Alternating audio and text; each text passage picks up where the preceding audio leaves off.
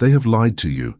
Since the moment you were first aware, society, education, and even basic spirituality have sold you a false idea about how reality works. They have told you that time is a straight line. They have told you that change is a slow, logical, and cumulative process. That if you lay a brick today and another tomorrow, they say that eventually you will build the house of your dreams in 10 years.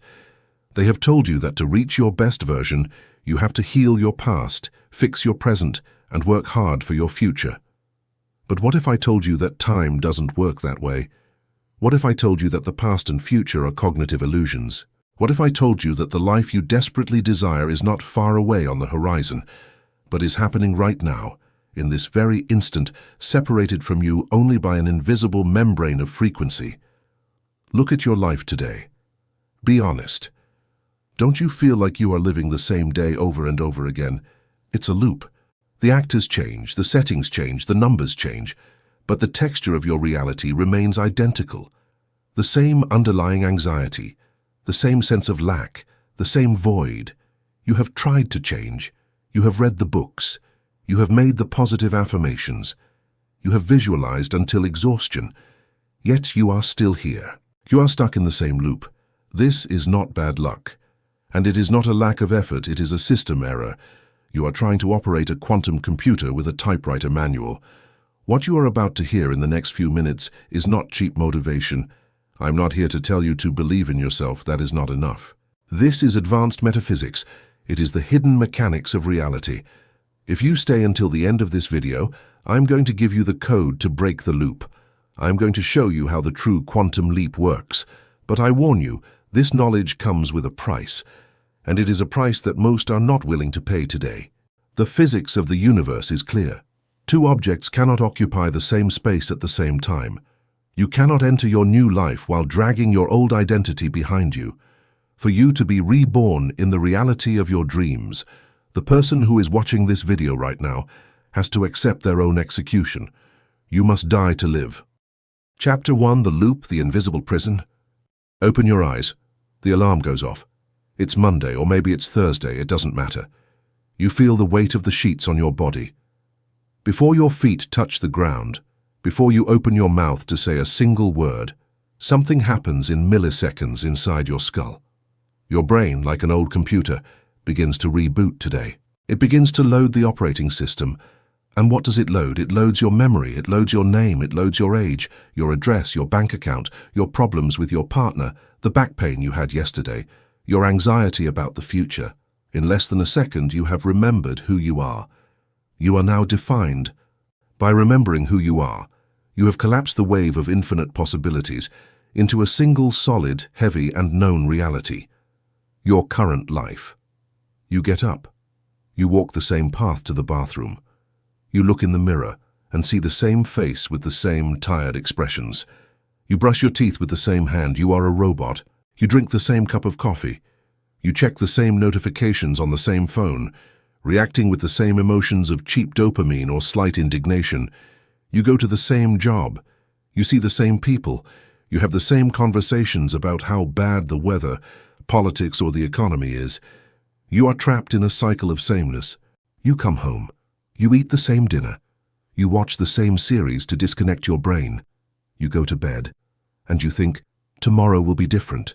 Tomorrow I will change. But tomorrow does not change. Tomorrow is a photocopy of today, with a slight degradation in the ink. The months pass. The years pass. It is a slow decay, and one day you realize with cold terror in your stomach that you are not living. You are repeating. Welcome to the loop. This is the invisible prison where 99% of humanity lives, a jail without bars, where the prisoner is also the jailer and the architect. In this first chapter, we will not talk about dreams, we will face the truth. We are going to perform an autopsy on your reality. We are going to dismantle the biological and quantum machinery that keeps you enslaved to the past. Because to escape the prison, you first have to see the walls. You must understand the bars of your own creation before you can hope to break them and find the freedom you seek today. The predictive machine. Your brain is a record of the past. To understand why you don't change, you have to understand the biological function of your brain. Your brain is not designed to make you happy. It is not designed to make you rich, nor for you to find spiritual enlightenment. Your brain has only one priority mission: survival.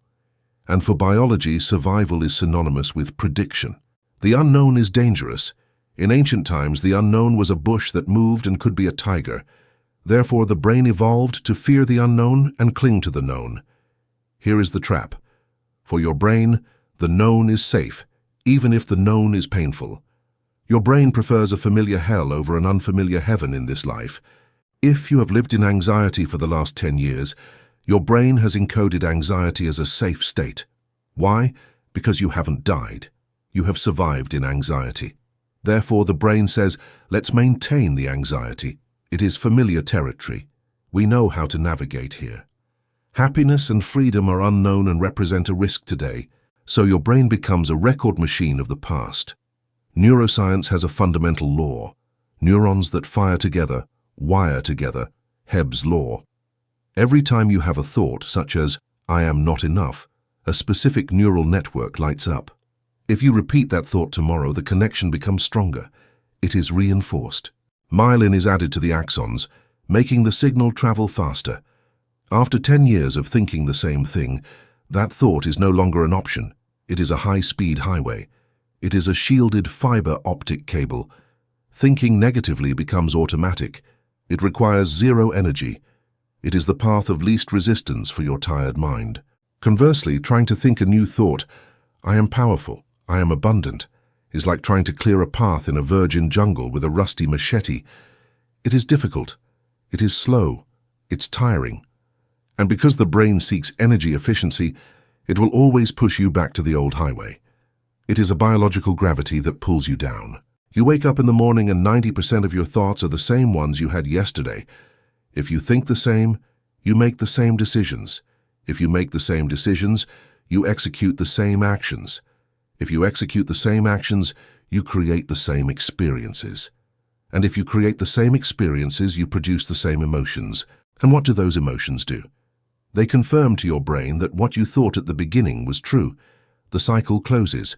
Your thought creates your reality, and your reality validates your thought. You are trapped in a closed feedback loop, a perfect cybernetic loop.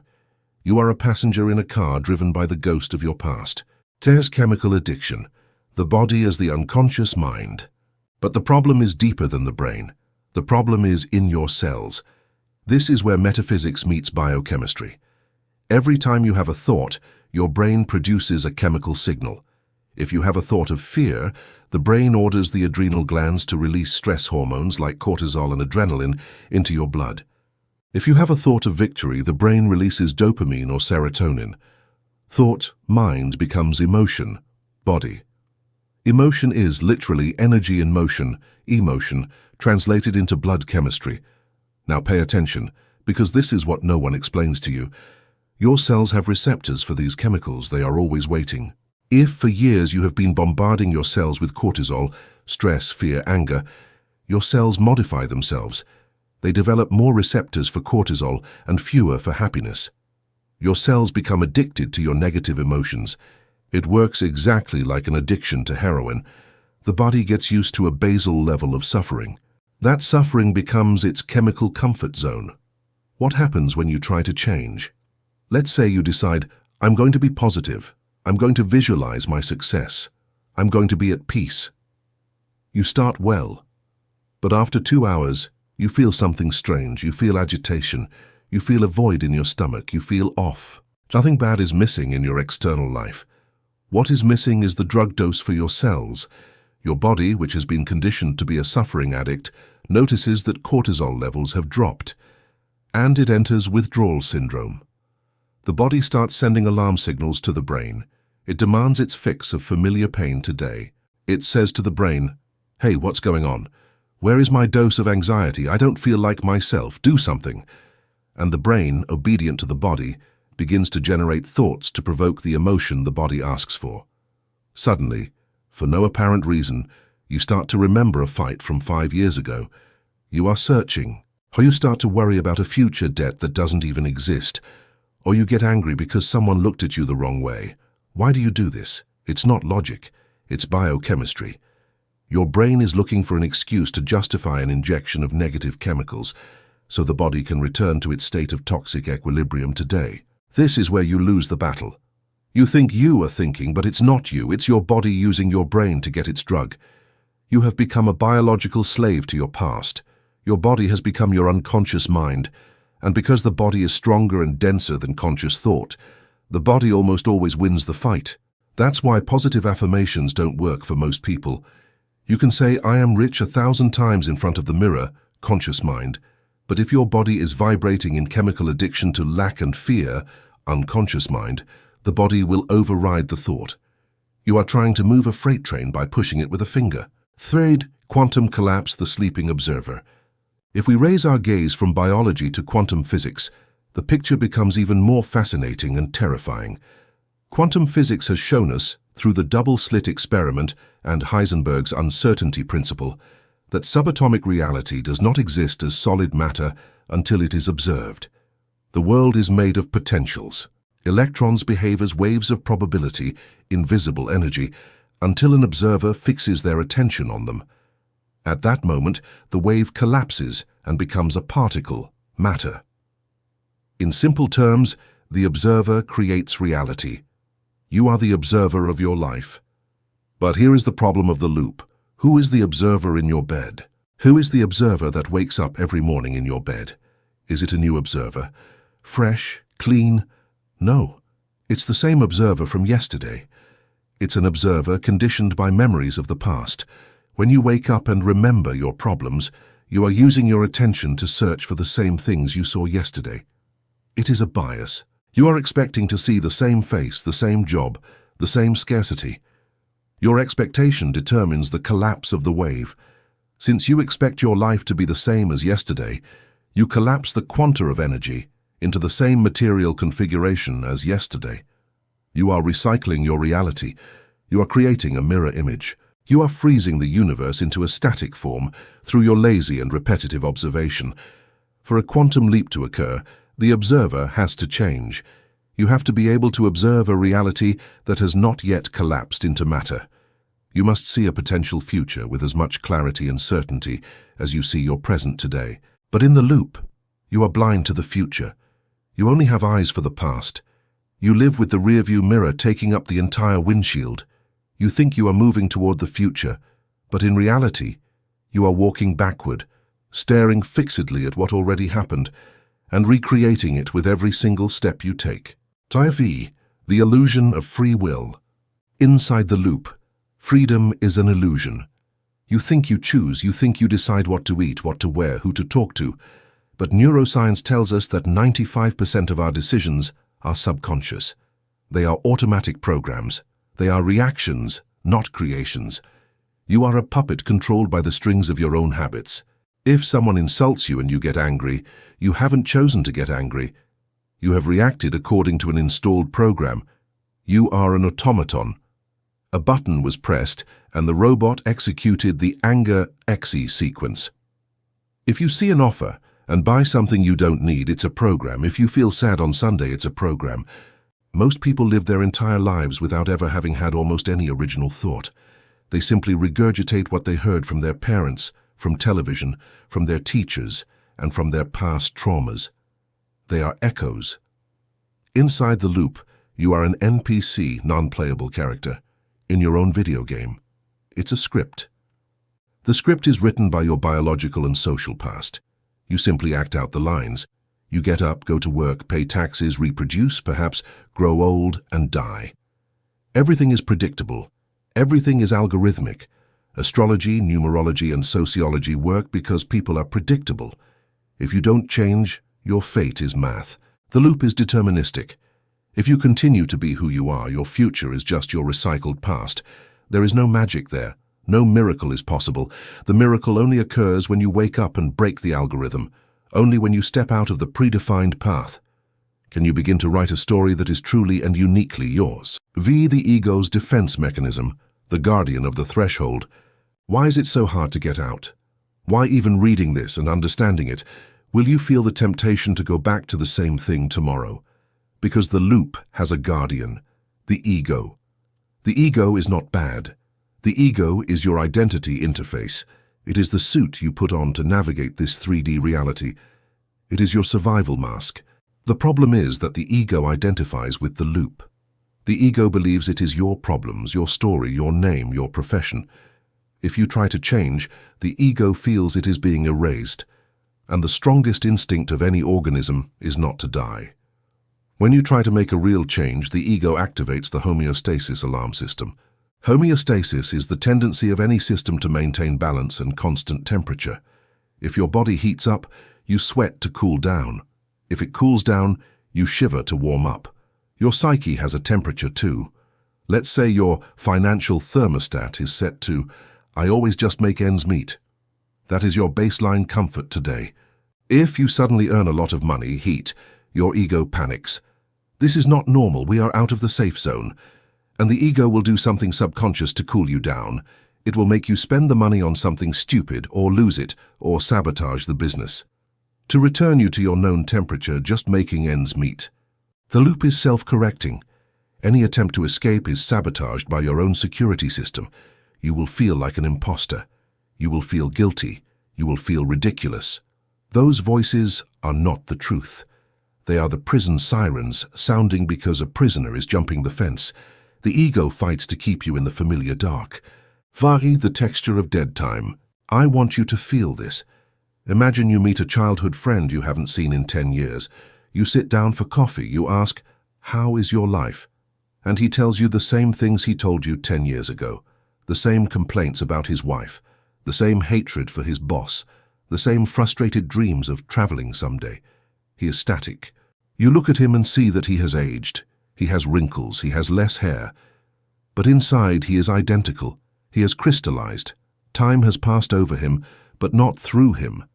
That person is dead while alive. He is a scratched record playing in an empty room. Now the hard question, are you that person? Are you just an echo? If you took away the distractions, Netflix, social media, alcohol, if you stayed in absolute silence in a dark room, what would you find?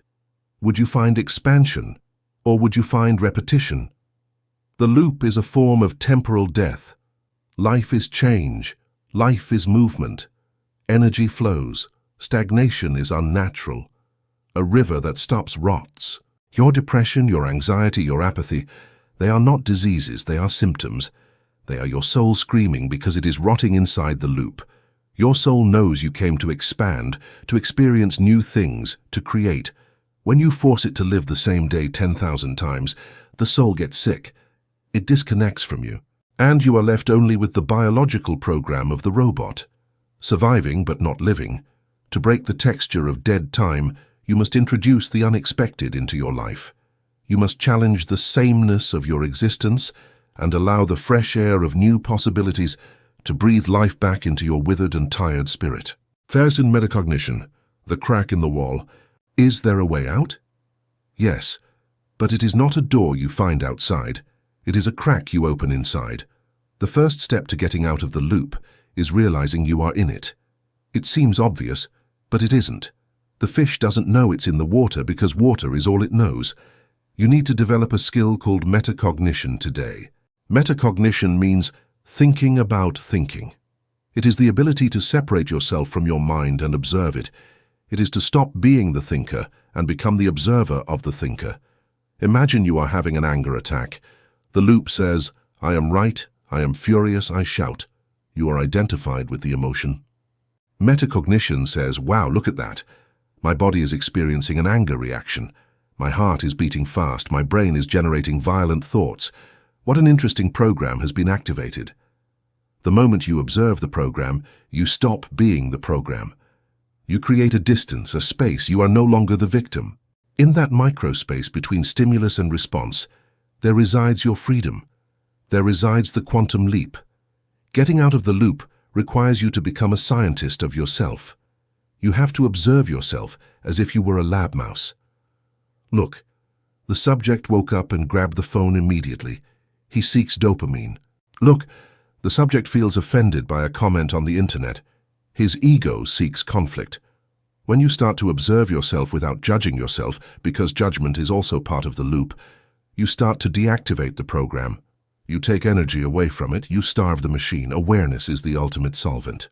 Energy flows where attention goes. If your attention is on the program grows. If your attention is on the observer, pure consciousness, the program weakens. By shifting your focus from the drama of your life to the presence that witnesses the drama, you begin to dissolve the walls of your invisible prison. Fauti, the price of truth. I told you at the beginning that this was not going to be cheap motivation. The truth is that getting out of the loop hurts. At first, when you stop feeding your old emotional addictions, you feel worse, not better. You feel empty. You feel bored. You feel disoriented. It is the dark night of the soul. You are in transition. It is the desert you have to cross between the Egypt of slavery and the promised land of freedom. Most people, upon feeling the desert, turn around and run back to slavery. At least in Egypt we had food, even if we were slaves.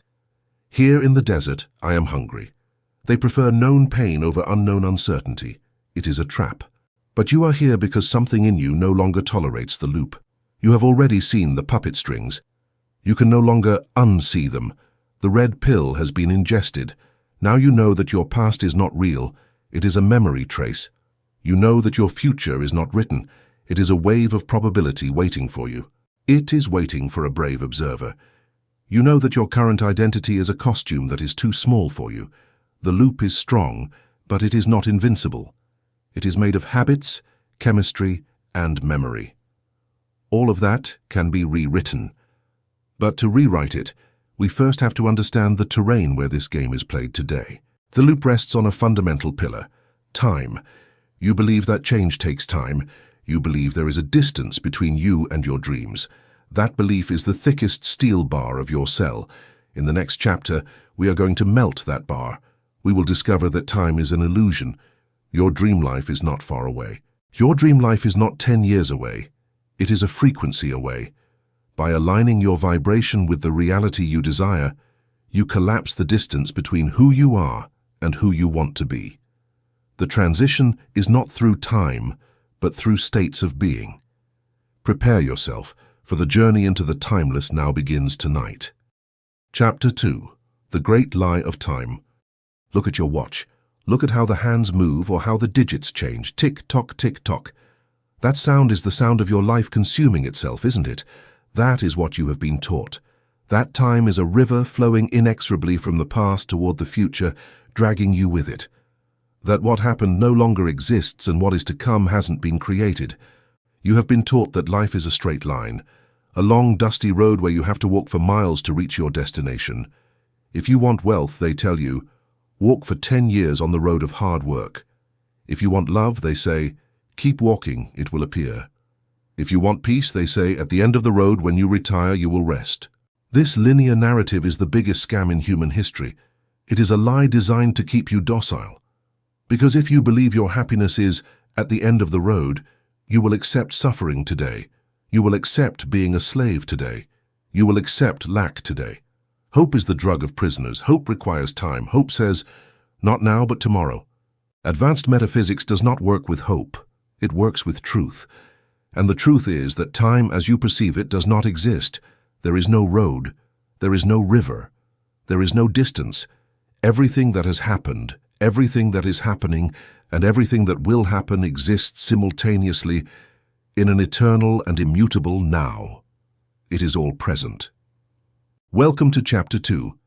Today we are going to break the clock. We are going to step off the horizontal plane of survival and enter vertical reality. Prepare yourself, because what you are going to understand today will make you feel, for the first time in your life, infinitely close to everything you have ever dreamed of. Your life starts now. Size the horizontal trap, the when-then syndrome. The ego lives in horizontal time. Its favorite linguistic structure is when X, then Y. When I have money, then I will be secure. When I lose weight, then I will love myself. When I find a partner, then I will be happy. Notice the trap. You are putting the cause, the external event, before the effect, your state of being. You are waiting. Most cruelly of all, you are putting a temporal distance between yourself and your satisfaction. You are externalizing your power, and projecting it toward an imaginary point in the future. But there is a logical error in this system. The future never arrives. Think about it. Have you ever experienced the future? No. It is impossible to touch it. When that supposed future arrives, how do you experience it? You experience it as now. It is always now. When you were 5 years old, it was now. When you are 90, it will be now. Tomorrow is a mental concept, a cognitive hallucination. No one has ever touched tomorrow or breathed its air. Only this instant exists. There is no other time for you. Therefore, if your happiness is programmed for tomorrow, your happiness is theoretical. It is a ghost. You will never reach it because, by definition, it is always one day ahead of you. It is the carrot tied to the stick hanging in front of the donkey. The donkey walks and walks, but the distance to the carrot is always the same. Advanced metaphysics demands a radical paradigm shift. Stop treating time as a distance you must travel, and start treating it as a frequency you must tune into. You are not far from your dream life in time, years. You are far in vibration, tuning. And a vibration can be changed in an instant. You just need to turn the dial. Tersa, the block universe, the science behind the myth.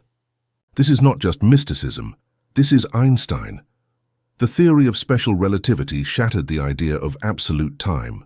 Before Einstein, we believed time was a universal clock ticking the same for everyone in the cosmos. Einstein proved that time is elastic, that time and space are a single fabric, space-time. It is a unified field. From this theory arises the cosmological concept of the block universe.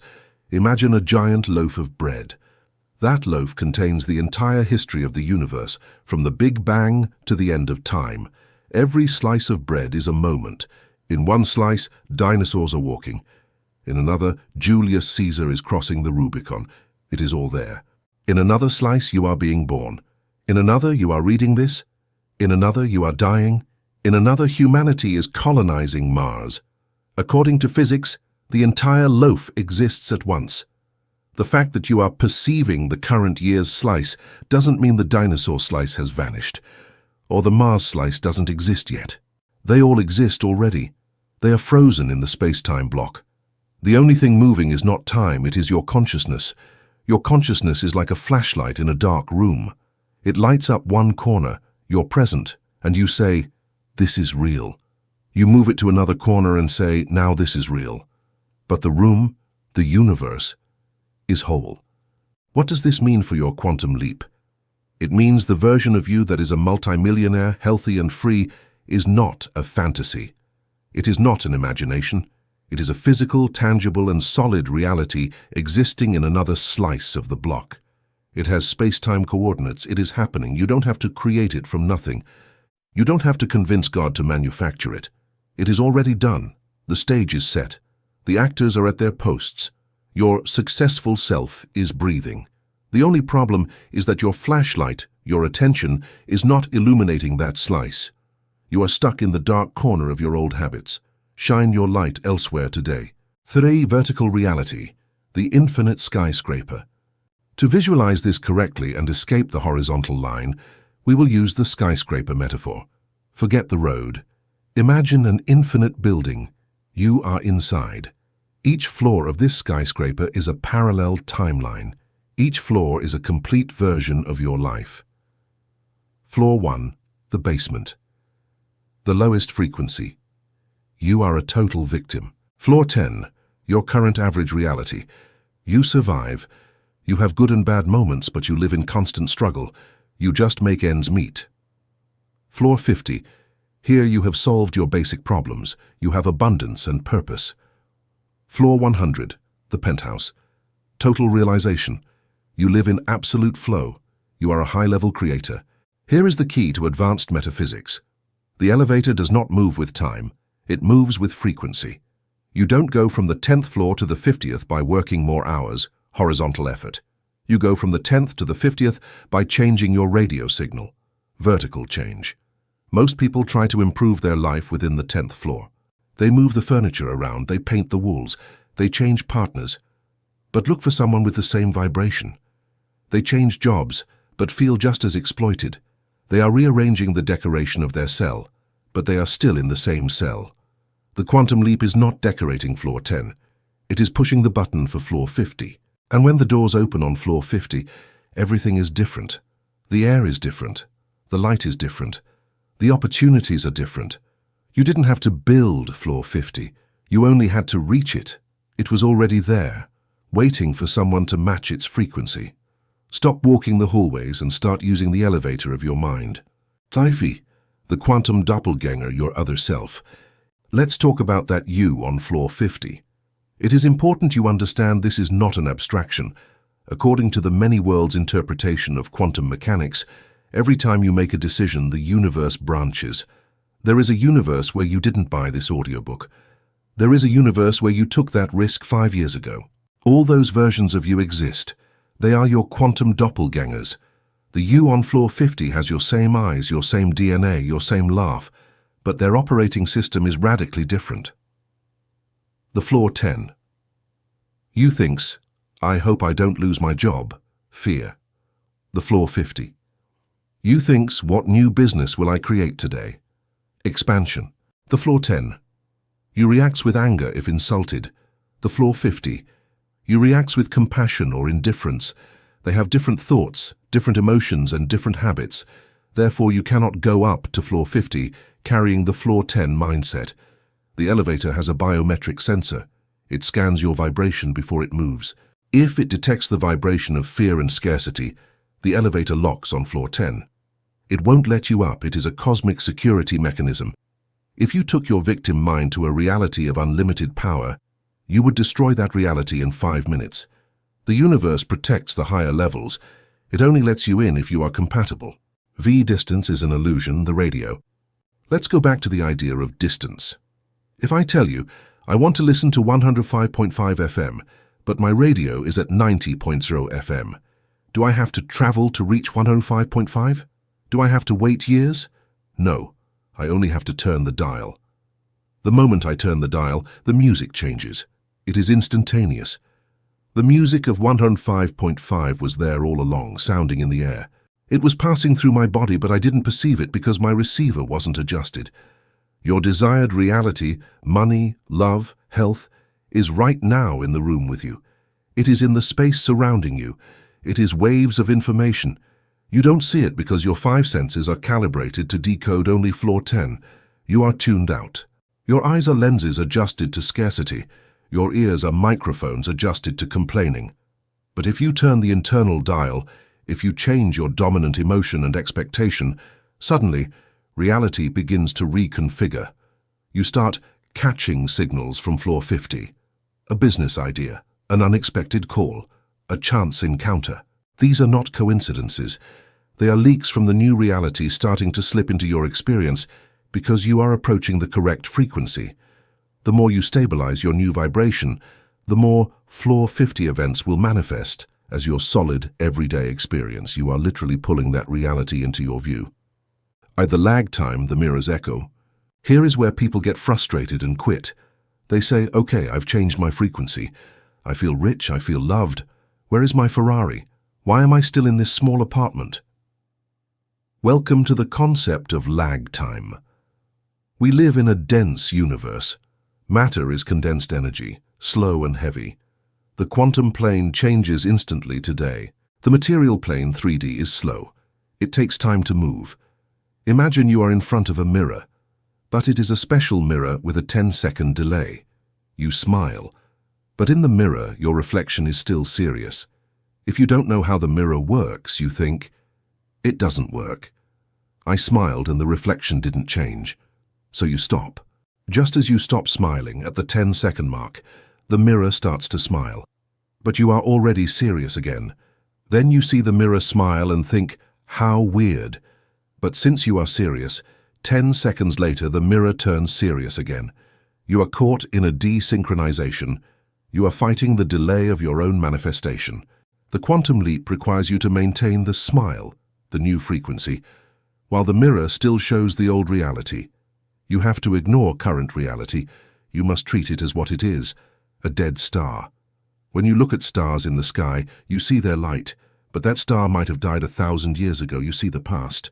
When you look at your bank account today, You are seeing the past. You are seeing the result of your frequencies from 6 months ago. It is not your now. It is your trail.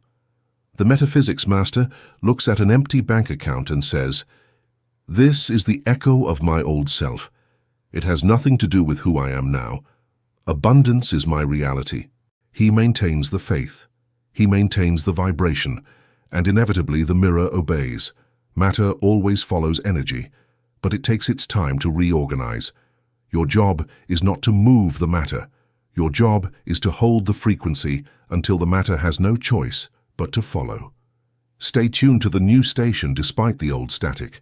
Sevete, the waiting room of death. What happens if you don't leap? What happens if you decide to keep believing in linear time? You enter what I call the waiting room. You spend your life waiting. Waiting for Friday. Waiting for vacation. Waiting for the kids to grow up. Waiting to retire. You think you are living, but you are actually waiting to live. It is a void.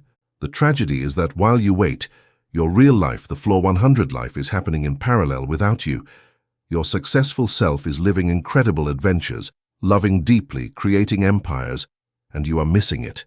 It's like having a ticket to the best party in the world and sitting in the parking lot waiting for someone. No one is coming to get you. The universe respects your free will. If you want to play waiting, the universe will give you infinite waiting. It will give you long lines, bureaucracy, delays, and broken promises, because that is what you are vibrating. Waiting. Linear time is the vampire of your dreams. It eats your soul today. It feeds on your tomorrow. Every time you say, "Tomorrow I will do it," you take a bite out of your power. The only way to kill the vampire is with radical now. The quantum leap is an act of absolute presence. It is claiming your inheritance now. It is walking, talking, and breathing today as the person you want to be, not to get the result in the future, but because you understand the result is already yours, and the only way to experience it is to align with it in the present. The doors to the penthouse are never locked. You just have to stop standing in the basement hallway expecting the stairs to find you. Walk into the elevator now. Eat. The collapse of the excuse. This understanding eliminates all your excuses. You can no longer say, "I don't have time." Time doesn't exist. It is priority and focus. You can no longer say, "I'm too old." Age is a floor 10 concept. On floor 50, your energy is timeless. You can no longer say, "My past condemns me." The past is a slice of bread you already ate. You don't have to keep chewing it. By understanding the great lie of time, you become dangerous to the system. The system needs patient people, people who save little by little, who go into debt for 30 years, who wait for their pension. The system doesn't know what to do with someone who decides to leap from floor 10 to 50 in a month. They call those people lucky, geniuses, or crazy. But you know the truth. It is not luck. It is reality engineering. It is stopping the walking and starting the flying. But there is a problem. We have talked about the building. We have talked about the floors, but we haven't talked about the key. How do you get in? You can stand in front of the elevator, knowing floor 50 exists, wishing to go up, and the doors won't open. You can push the button 1,000 times and nothing happens. Why? Because you have a security code engraved in your aura. A code that tells the universe, this subject belongs to floor 10. You are tagged by your fear. That code is your vibrational signature. And until you hack that signature, until you change the signal you emit unconsciously, you will be trapped in the basement, dreaming of the penthouse. In the next chapter, we will learn how to rewrite your code and claim the key to every floor in the skyscraper.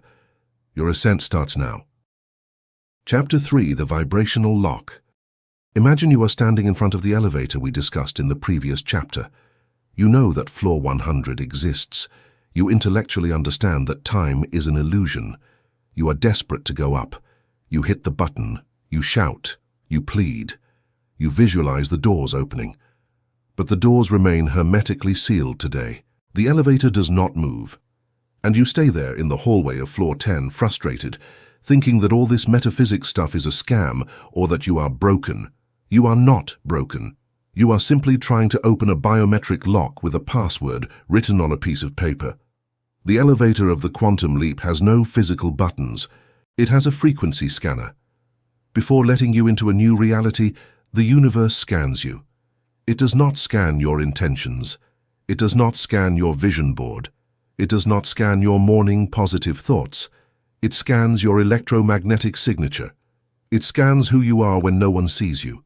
It scans what you feel in your gut. It scans what you feel in the pit of your stomach when you look at your bank account.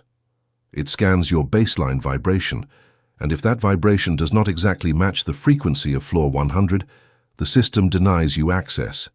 Access denied, signature not recognized, you belong to floor 10. The gate is closed to the unaligned. Welcome to Chapter 3. Today we are going to stop talking about thinking positive. That is for beginners. We are going to talk about biophysics. We are going to discover why your heart is 5,000 times more powerful than your brain. And we are going to learn how to forge your own energy signature to cheat the matrix security system. The language of the field. It's not English, it's frequency. The first fatal error the spiritual seeker makes is believing that the universe speaks their language. You say, "Universe, I want a new car." The universe does not understand Spanish, English, or Chinese. Words are human noises, recent social conventions. The quantum field, infinite intelligence, predates all language today. The field operates through resonance. It is like a tuning fork. If you have two tuning forks tuned to the note A and you strike one, the other starts vibrating automatically, even if you don't touch it. That is resonance. But if you strike a tuning fork in A and you have another tune to C, the second one will not move at all. You are a living tuning fork. You are emitting a constant musical note toward the cosmos. If your note is lack, a low, slow, and dense vibration, you will only make the strings of the universe that are tuned to lack vibrate. You will attract situations of poverty, debt, and loss. It is not a punishment, it is pure mechanics. If your note is abundance, a high, fast, and light vibration, you will vibrate opportunities, money, and connections. The problem is that you think you are emitting the note of abundance because you are thinking it. You say, "I am rich, I am prosperous." But while you say that, your body is contracted and you feel fear. Your heart feels pressure, and your breathing is shallow. Your body is playing the note of lack. And in the hierarchy of manifestation, the body, emotion, always screams louder than the mind, thought. The universe responds to the volume of your feeling, not the whisper of your ideas. You must harmonize your internal music. There's the equation, electricity and magnetism. Let's break down the signal. What is your vibrational signature made of? It is made of two components, thought and emotion. Thought is electric. The brain sends an electrical charge. Its function is to direct. It is the laser pointing at the target. It says, "I want that." It sends the signal into the field today. Emotion is magnetic. The heart generates a magnetic field. Its function is to attract. It is the gravity that pulls the target toward you. It says, "Come here." Here is the tragedy for most. They send a powerful electrical signal. "I want more money," but their magnetic field is one of repulsion or fear. It is a clash. They are stepping on the gas, thought, and the brake, emotion, at the same time. The result is that the car does not move, but the engine burns out. You feel exhausted from so much trying to manifest, but you don't move from the spot. That is vibrational incoherence. For the lock to open, both signals must be synchronized. You must think of floor 100 and simultaneously feel the emotion of floor 100. This is the hard part. How can you feel joy if you are depressed? How can you feel wealth if you are broke? The average human needs an external reason to feel an internal emotion. Give me the money and I will feel rich. It is a backwards approach. The metaphysics master generates the internal emotion to produce the external result. I feel rich and the money comes. You have to hack the cause-effect relationship. You must become the source of the feeling you are seeking. By mastering your internal state, you force the external world to reorganize itself around you. Third, the tyranny of the heart, the science of the toroidal field. The HeartMath Institute has scientifically proven something that mystics knew millennia ago. The magnetic field of the heart is 5,000 times more powerful than that of the brain. It can be measured with magnetometers several meters away from your body. You are walking inside a magnetic bubble, a toroid, emanating from your chest. That bubble is your shield and your antenna. If your brain says, I want love, and force 1, but your heart says, I don't deserve love, I am afraid of being hurt, force 5,000, who do you think wins? The heart wins, by a landslide. The universe ignores your mental whisper and obeys your cardiac scream. This is the law. That is why empty affirmations do not work. Repeating like a parrot, I am happy while your heart is broken, is useless. In fact, it is counterproductive because it creates internal conflict, cognitive dissonance that lowers your vibration even further. The vibrational lock is in the heart, not in the head.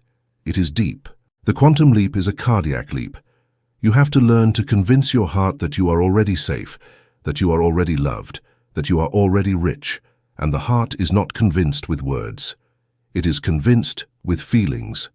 The heart is a child. It does not understand logic, it only understands sensations. IV, the virus of need. Let's talk about the most dangerous vibration of all, the one that keeps the lock closed with a double turn of the key. Need. When you say, I desperately need this, what signal are you emitting? You are emitting a signal of absence. You only need what you do not have. If you have the keys in your hand, you don't say you need them. You know you have them. When you shout to the universe, I need money, you are vibrationally affirming, I don't have money. And the universe, which is a giant photocopier, responds, correct, you don't have money. Here are more experiences of not having money to confirm your vibration. Need repels the object of desire. It is a physical law. Chasing something makes it move away. If you chase a cat, it flees. If you sit quietly and emit a vibration of calm, the cat comes. Money, love, and success work just like the cat. To open the lock, you have to replace need with gratitude. Gratitude is the signature that it has already happened. You give thanks after receiving the gift. Therefore, if you give thanks before the physical gift arrives, you are hacking the system. You are sending the signal, I already have it. And the universe, to maintain logical coherence, must manifest the object because vibrationally, you have already confirmed its receipt. Faith is not waiting. Faith is thanking in advance. By expressing gratitude for what is not yet visible, you anchor the frequency of the desired reality in your present moment. This alignment creates a vacuum in the physical world that the universe is compelled to fill with the tangible manifestation of your thanks. V, the body is the subconscious cellular memory. Let's go back to biology, because this is where the vibration is stored. You cannot feel only with the mind, you feel with the body. Your body is the warehouse of your past. Every trauma, every disappointment, every moment of fear you have lived has left a chemical and energetic footprint in your tissues. It is recorded. Your body is like an old musical instrument that has warped with humidity and time. Even if you try to play a new song, floor 100, the strings are rusty and the wood is bent. The sound comes out distorted. When you try to raise your vibration, your body rebels. Let's say you start visualizing your success and you feel good. You feel good for 5 minutes. But then your body notices that its usual dose of worry is missing, and it starts to generate physical symptoms. Anxiety in the chest, a lump in the throat, agitation in the legs. The body is telling you, get down from there. That vibration is too high, it's not safe, go back to sadness. The vibrational lock is a thermostat. If you try to raise the temperature too fast, the security system trips and cools you down. To hack this, you need persistence and gentleness. You cannot fight with your body. If you fight, you generate resistance, low vibration. You have to retrain your body like a scared animal. You have to give it small doses of the new vibration constantly. Look, body, we are safe. Look how good gratitude feels, just for a moment. Breathe. Little by little, day by day, your cells start to change their receptors. They begin to tolerate more light. They start to feel comfortable in the frequency of floor 100. 5. The environment as an external tuning fork. There is another factor that keeps the lock closed. Your environment. You live immersed in a field of external frequencies. Your house, your office, your friends, your family, the news. All of that emits a signal. And generally, it is a signal from floor 10 or floor 1. There is a phenomenon called entrainment today. The strongest and most stable rhythm tends to pull the weaker rhythms so they synchronize with it. If you are trying to vibrate high but you enter a messy, dark house with the television shouting news of war and your family complaining about money, your vibration will be dragged down. It is a natural gravitational pull. It is almost impossible to maintain the frequency of floor 100 in an environment of floor 1. To take the quantum leap, you have to protect your frequency as if it were a candle in the middle of a hurricane. You have to become a vibrational snob. Stop watching the news. It is social engineering to keep you in fear. Stop arguing with people who don't want to change. They drain your battery. Clean your house. Physical chaos creates vibrational static. Listen to music that uplifts you. You have to create a bubble, an incubator, where your new frequency can grow stronger until it is so solid that nothing external can knock it down. Service, coherence, the flow state. What does it feel like when the lock opens? It feels like coherence. It is the moment when what you think, what you say, what you feel, and what you do are aligned in a single direction. It is a laser beam. In that state, there is no doubt. There is no friction. You wake up in the morning and you know everything will go well. You don't expect it, you know it. You feel an exciting peace, you feel that time stops. You feel that the world is flexible, malleable. In a state of coherence, the lag time is drastically reduced. Things happen fast. You think of someone and they appear. You need money and it arrives. It is the state of grace on floor 100. But getting there requires a titanic job of self-observation. You have to monitor yourself every hour. What am I feeling now? Am I in fear or in love?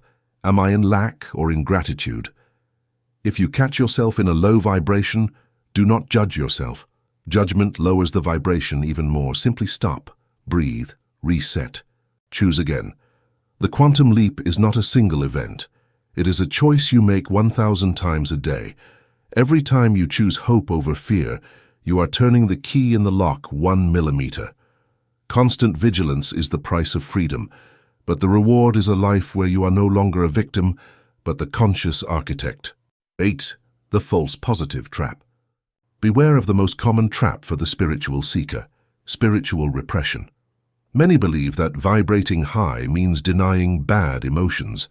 They feel rage, but they put on a smiling mask and say, everything is love. They feel fear, but they push it into the basement of their subconscious. This is a time bomb. A repressed emotion does not disappear. It rots. It becomes dense. It turns into disease. And it emits a very powerful background signal, a signal of deceit and resistance. To open the lock, you have to be authentic. If you have a bad day, if you feel fear, if you feel anger, allow yourself to feel it. But observe it. Observe it from floor 50. Do not say, I am a mess. Say, I am experiencing an energy of anger passing through my body. Let it pass. Emotion lasts 90 seconds if you don't feed it with mental stories. Feel, release, and go back up. High vibration is not the absence of darkness. It is the ability to illuminate darkness quickly. That's the secret of I am, vibrational identity. Finally, the master key to the lock is the concept of I am. Everything you put after these two words is a mandate of creation. It is the definition of your signature. If you say and feel, I am a victim, the lock closes. If you say and feel, I am the creator of my reality, the lock opens. But remember, it's not just saying it. It is embodying it. You have to walk like the I am you want to be. You have to breathe like him. You have to look people in the eye like him. Imagine you are a method actor. You have been given the role of your life, the character of floor 100. You cannot break character. Even when you go to buy bread, you are the character. Even when you are alone in the bathroom, you are the character. At first you will feel fake. You will feel like an imposter. It's normal. Your old self is fighting. But if you maintain the performance long enough, the mask will stick to your face. The performance will become your nature. The fake vibration will become real. And at that exact moment, when you are no longer trying to be but simply are, you will hear a click. The most beautiful metallic sound in the world. The vibrational lock has opened. The elevator doors part. And for the first time, you breathe the air of a new reality. You have successfully hacked the gate to your destiny. X, the guardian of the threshold, transition. But do not claim victory yet. You have understood the loop. You have destroyed time. You have hacked the vibration and opened the lock. The elevator begins to rise. You feel the speed. You feel the euphoria. It's working. And suddenly, bam! The elevator stops with a sharp thud between two floors. It is stuck. The lights flicker. A deafening alarm sounds. A robotic voice shouts, "Threat detected. Intruder on board. Initiating elimination protocol." What has happened? You have forgotten something. Or rather, you have forgotten someone. You are not alone in the elevator. There is an entity with you in the darkness. There is an entity that has lived in your shadow all your life. An entity that prefers to die killing you rather than let you be free. It is the original architect of your prison. It is your ego. And now that you have tried to escape, it has taken off the friend mask and pulled out the knives. The real battle for your soul begins. Chapter 4, The Parasite, Your Current Identity. The elevator has stopped. Red lights are flashing. You've done the work. You've understood that time is a lie. You've raised your vibration. You've touched the frequency of floor 100 with your fingertips. And yet, something has grabbed you by the ankle and dragged you back to the basement. You feel a brutal resistance today. You feel a thick mental fog. You feel a sudden exhaustion, a paralyzing doubt, or an irrational fear that has no logic. You look in the mirror and ask, what is wrong with me? Why do I sabotage myself? Why, if I want to change so much, do I keep doing the same thing? The answer is like a horror movie. You are not alone in your body.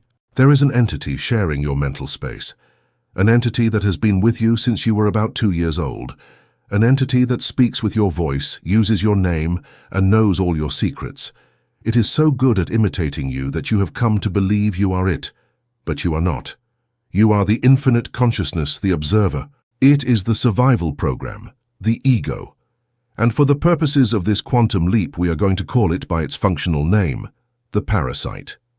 Welcome to Chapter 4. Today we are going to perform an exorcism, not a religious one, but a cybernetic one. We are going to separate the guest you from the parasite, your current identity. We are going to understand why your old self would rather see you dead than see you free. And we are going to discover that the voice in your head is not your friend. It is a recording mechanism that tries to keep you safe in the hell of the known. You must identify the intruder before you can reclaim your sovereign throne. To the origin of the avatar, how the parasite was born. To dismantle the parasite, you must first understand how it was created. It is not a mistake from God. It is a tool that became autonomous. When you were born, you were pure consciousness. You had no name. You had no limits. You were the I am in a liquid state. But you could not survive that way in this 3D world of dangers. You needed an interface, a spacesuit, an avatar. You started downloading data from the environment. Your name is Juan. You're a good boy. Money is hard to get. Don't cry. You have to get good grades so they love you. Little by little, you built a psychological structure, a personality. It became your survival mask today. This personality, the ego, was designed with a single goal: to survive in the specific environment of your childhood. If your childhood was chaotic, you developed an anxious and hypervigilant ego to survive. If your childhood was strict, you developed a perfectionist and repressed ego. The ego was your best friend and your shield. The problem is that you grew up, the environment changed, but the ego did not. The ego is rigid software. It stayed frozen in the past. Today you are 30, 40, or 50 years old. You no longer need to protect yourself from your parents. You are no longer in mortal danger if you make a mistake, but the parasite keeps running the code. It keeps executing the survival protocol of a 7-year-old child. It still screams danger when someone criticizes you. It still screams scarcity when you spend money. The spacesuit that saved your life has rusted and is now an iron cage that is suffocating you. And worst of all, the suit thinks it is the astronaut.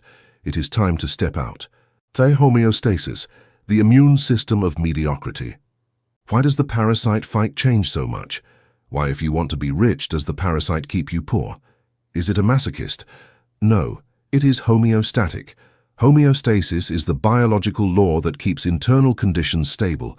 Your body fights to stay at 36.5 degrees Celsius. If you go up to 40 degrees C, you get sick. If you go down to 30 degrees C, you die. It is a law. Your identity has a similar thermostat. The parasite has defined your identity temperature. Let's say your financial temperature is, I am always in debt. That is your known zone. For the parasite, that is safety. Remember, for biology, safety is not happiness, it is survival. If you have debts and you are alive, debts are safe. When you try to make a quantum leap to floor 100, wealth, you are raising the temperature drastically. The parasite detects this as a deadly fever. Alert! We are leaving known parameters, danger of death. And it activates the psychological immune system to bring your fever down. It uses every internal tool to stop you today. How does it do it? It makes you forget an important meeting. It causes an unforeseen expense. The car breaks down. It gives you a panic attack right before you succeed. It makes you feel guilty for earning more than your father. It is not bad luck. It is your security system working perfectly to return you to your mediocre normal. The parasite prefers for you to be a living, unhappy person than a dead adventurer. In its primitive logic, the unknown equals death. You are fighting against your own miscalibrated survival instinct. To leap, you must override this system and convince your biology that the new frequency is the new standard for safety. Third, the ventriloquist. That thought is not mine. The parasite's master trick is language. Listen closely to your internal dialogue. What does it say? It says, I am afraid. It says, I can't do this. It says, I am shy.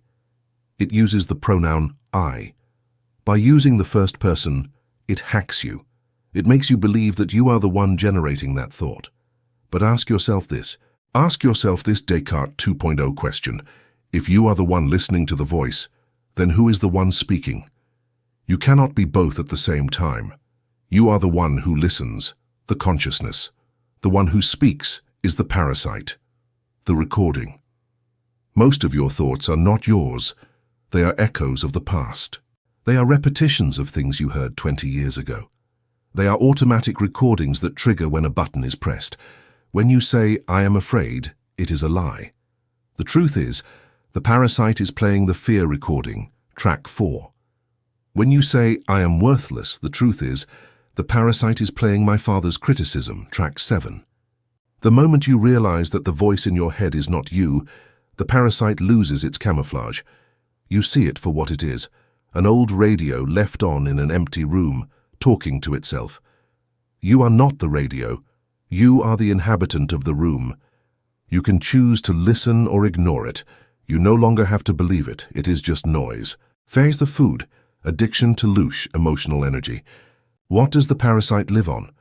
Like any organism, it needs food.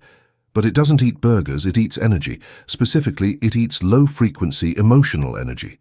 In some esoteric circles, they call this louche. The parasite feeds on your emotional reaction. When you worry, it eats. When you take offense, it eats. It is a feeder. When you feel guilt, it has a banquet. When you fear the future, it gets fat. The state of peace, presence, and unconditional love, floor 100, is poison for the parasite. In peace, there is no drama. There is no story. There is no poor me. There is no conflict. In peace, the parasite starves to death. It has nothing to hold on to. That is why every time you are about to reach a state of deep peace or real success, the parasite will create drama out of nowhere. It will pick a fight with your partner for no reason. It will remind you of an embarrassing mistake from 10 years ago while you try to sleep. It will invent a catastrophic scenario about the future. It doesn't do it because it's true. It does it because it is hungry. It needs to prick you so you release the stream of adrenaline and cortisol that is its food. You are a human battery for your own false identity. Every time you react, you give it another week of life. To kill it, you must practice the art of non-reaction. The sabotage, the extinction burst. In behavioral psychology, there is a phenomenon called extinction burst. When you stop rewarding a behavior, when you stop feeding the parasite, the behavior does not disappear smoothly. First, it gets drastically worse. If you press the elevator button and it doesn't come, you don't leave immediately. You press harder. You press it harder and faster. you get angry. The parasite does the same. When you start to meditate, to visualize, and to ignore its fears, the parasite panics. He's not listening to me. I'm losing control. And then it launches an all-out attack. It is common for your life to become absolute chaos before a quantum leap. You get physically ill. You feel depressed for no reason. Terrible existential doubts assault you. This is the extinction burst. It is the parasite burning its last ships. It is the cornered beast snapping at the air. Most people interpret this chaos as a sign of, I'm on the wrong path, or this doesn't work, it's a test. And they quit. They return to the comfort of floor 10, and the parasite calms down. It has won. But the master knows the truth. The chaos is the sign that the parasite is dying. If the parasite is screaming so loud, it's because you are truly hurting it. It is the fever before the cure. Do not stop at the explosion, walk through it. V. The imposter syndrome, the voice of the judge. One of the parasite's favorite weapons is imposter syndrome. When you start acting like your floor 100 self, the parasite will whisper, "Who are you trying to fool? You are not that. You are a fraud. You are the same loser as always." People will realize and laugh at you. This voice seeks to generate shame within you today. Shame is the lowest vibration of all. It paralyzes instantly. The parasite shows you your criminal record, your past failures, as proof that you cannot change. Look, you failed in 2015. You failed in 2019. Statistically, you will fail now. The parasite uses linear logic, but you are operating in quantum logic now. In quantum logic, the past does not determine the future. The past is a dead wake. You have to answer the judge. You're right. My old self failed. But that self no longer exists. I am a new creation at this moment. Your statistics belong to a subject who is already dead. Do not argue. Simply declare the judge incompetent. 7. Victim identity, the hardest drug. Here we reach the most painful part. The parasite loves being a victim. Victim identity is addictive because it offers two huge rewards. Attention. Poor me. You receive validation and compassion from others. Exemption from responsibility. If you are a victim, it's not your fault. It's the government or your ex. You don't have to do the hard work because you can't. The parasite will defend its victimhood with tooth and nail. It will defend its illnesses. It will defend its traumas. You will see people carrying their trauma like a medal of honor. They introduce themselves saying, "Hi, I'm Maria and I'm a survivor of..." It's a label. They have turned the painful event into their ID card. If you take away the trauma, they don't know who they are. The quantum leap requires you to renounce the right to be a victim. It requires you to say, "No one did anything to me. I created or allowed all of this from my previous level of consciousness. And now I choose." Taking radical responsibility is poison for the parasite, because if you are the creator, the parasite, which feeds on powerlessness, has no function. By reclaiming your role as the architect of your life, you starve the entity that thrives on your weakness. You must be willing to be guilty of your success to be free. Face the Trojan horse, the spiritual ego. Watch out. The parasite is cunning. If it sees that you are determined to be spiritual and to evolve, it will disguise itself as a monk. This is the spiritual ego. The parasite stops saying, "I am better than you because I have more money," and it starts saying, "I am better than you because I am more conscious, vegan. I am better because I am a meditator, awakened." It is the same arrogance, the same judgment, and the same separation, but with white linen clothes and the scent of incense. The parasite will make you believe you have already arrived. It will make you judge the sleeping ones. It will make you feel special. It is a trap. If you feel superior to anyone, it is the parasite. If you believe you no longer have an ego, it is the ego speaking. The true I, consciousness, is unity. It does not judge. It does not compare. It just is. Stay vigilant. The parasite will hide behind your noblest virtues to keep controlling the helm of your life. Just dissociation, looking at the monster. How do we kill something that lives in our mind? You cannot kill it with violence because violence feeds the parasite. You kill it with observation and disidentification. You have to treat the parasite as a separate entity. Give it a name. Call it the bug, Gollum, the recorder, or use your own name in diminutive. Say, there is little Juanito scared again. By naming it, you separate it from yourself. When a thought of fear arises, do not say, I am afraid. Say, the parasite is suggesting fear. Say it out loud if you are alone. Ah, look, the parasite is trying to sabotage me because I'm sending this email. No thanks, parasite. Treat it like a throwing a tantrum child in the back seat of the car. The child can scream, can cry, can kick, but you are the one driving. You have the steering wheel, and you are not going to turn the car around just because the child is screaming. You let him scream, and you keep driving toward floor 100. Eventually, if you do not react, the child gets tired and falls asleep. By withdrawing your emotional energy from its tantrums, you reclaim the power to direct your life according to your highest intentions. The parasite only has power when you give it your attention. Starve it of your focus and it will eventually fade away. Hex the threshold of death. You have identified the enemy. You know it's not you. You know how it feeds and how it attacks, but knowing is not enough. The parasite is a tenacious biological organism. It has been in charge for decades. It has built deep neural networks. It is the owner of the house. It will not leave politely just because you ask. You have to evict it. You have to cut off its blood supply. You have to execute an identity murder operation. This is not a pretty metaphor. It is going to feel like dying. You are going to feel grief. You are going to cry for your old self, even if your old self was miserable. It was your misery and you will miss it today. You are going to feel the terrifying void of not knowing who you are without your problems. That void is necessary. That void is the womb of new life. But for the new to be born, the old has to be incinerated. You must step into the fire of self-transformation and allow everything that is not truly you to be burned away. Chapter 5. The Assassination of the Ego, the Price to Pay. You are at the gates of the slaughterhouse. You have identified the parasite. You know your current identity is a false construction, an obsolete defense mechanism keeping you tied to floor 10. Logic tells you, get rid of it, jump. But instinct screams, no, if you jump, you will die. And instinct is right today. A part of you is going to die. A very real part. People talk about transformation as if it were a butterfly emerging from a cocoon, all beauty and colors. No one talks about what happens inside the cocoon. Inside the cocoon, the caterpillar does not magically sprout wings. It dissolves, it digests itself, it becomes amorphous. It becomes an amorphous biological soup. It ceases to be a caterpillar before becoming a butterfly. For a time it is nothing. It is liquid. It is chaos. It is death.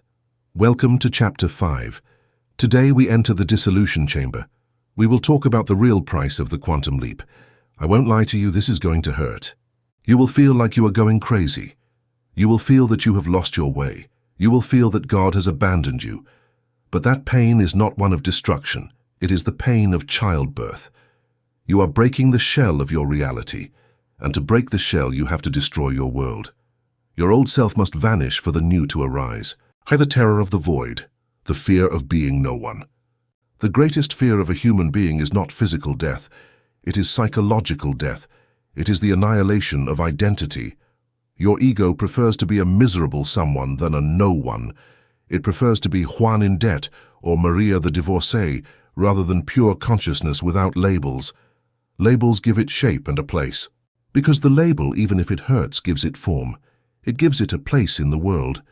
It gives it a story to tell at the bar. Hi, I'm Juan and I have problems. That is a solid identity. When you start the process of killing the ego, you begin to erase those labels. You stop complaining, you stop reacting, you stop the drama. And suddenly, silence. A terrifying silence. You wake up and you don't know who you are. Your old problems no longer interest you, but you don't have the new successes yet. You are in no man's land. You feel empty. You feel flat. The ego starts screaming, do something, feel something, worry, get angry. It craves noise.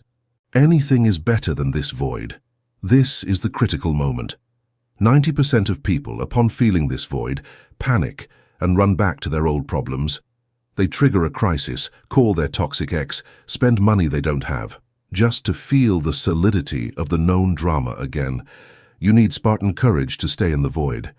You need to hold the gaze of the abyss and say, I prefer to be no one for a while than to continue being the false self. The void is not bad. The void is clean space. It is the erased chalkboard where God can write something new. By inhabiting the emptiness, you allow the universe to fill you with a higher form of being. Tosai, the dark night of the soul, the system reboot. In Christian mysticism, it is called the dark night of the soul. In psychology, positive disintegration. In computing, it is a hard reset. When you restart a computer, the screen goes black. The operating system disappears. For a few seconds, the machine looks dead. You are in that black screen right now. The dark night is not clinical depression, though it looks like it. In depression, you are sunk in the past. In the dark night, you are disconnected from everything. The things you liked before, you no longer like. Your favorite food tastes like nothing. Your favorite music annoys you. Your hobbies bore you. You are offline. Your longtime friends seem strange, as if they speak an alien language. You feel a total disconnection from the matrix. You look at the human world, people running for money, arguing over politics, seeking fame, and it seems like an absurd theater. You feel like an extraterrestrial. What am I doing here? Nothing makes sense. The parasite will tell you, you're going crazy, you're losing the joy of living. Lie. You are not losing life.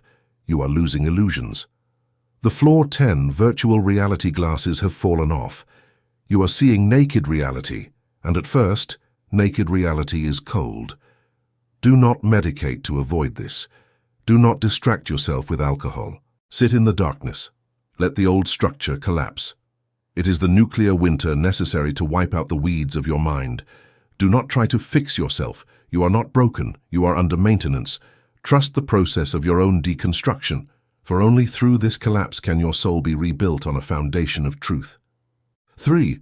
Mourning for the old self, missing the chain. You are going to cry. And the strangest thing is that you will cry for things you hated. You will miss your old mediocre routine. You will miss your relationship dramas. You will miss your identity as a poor struggler.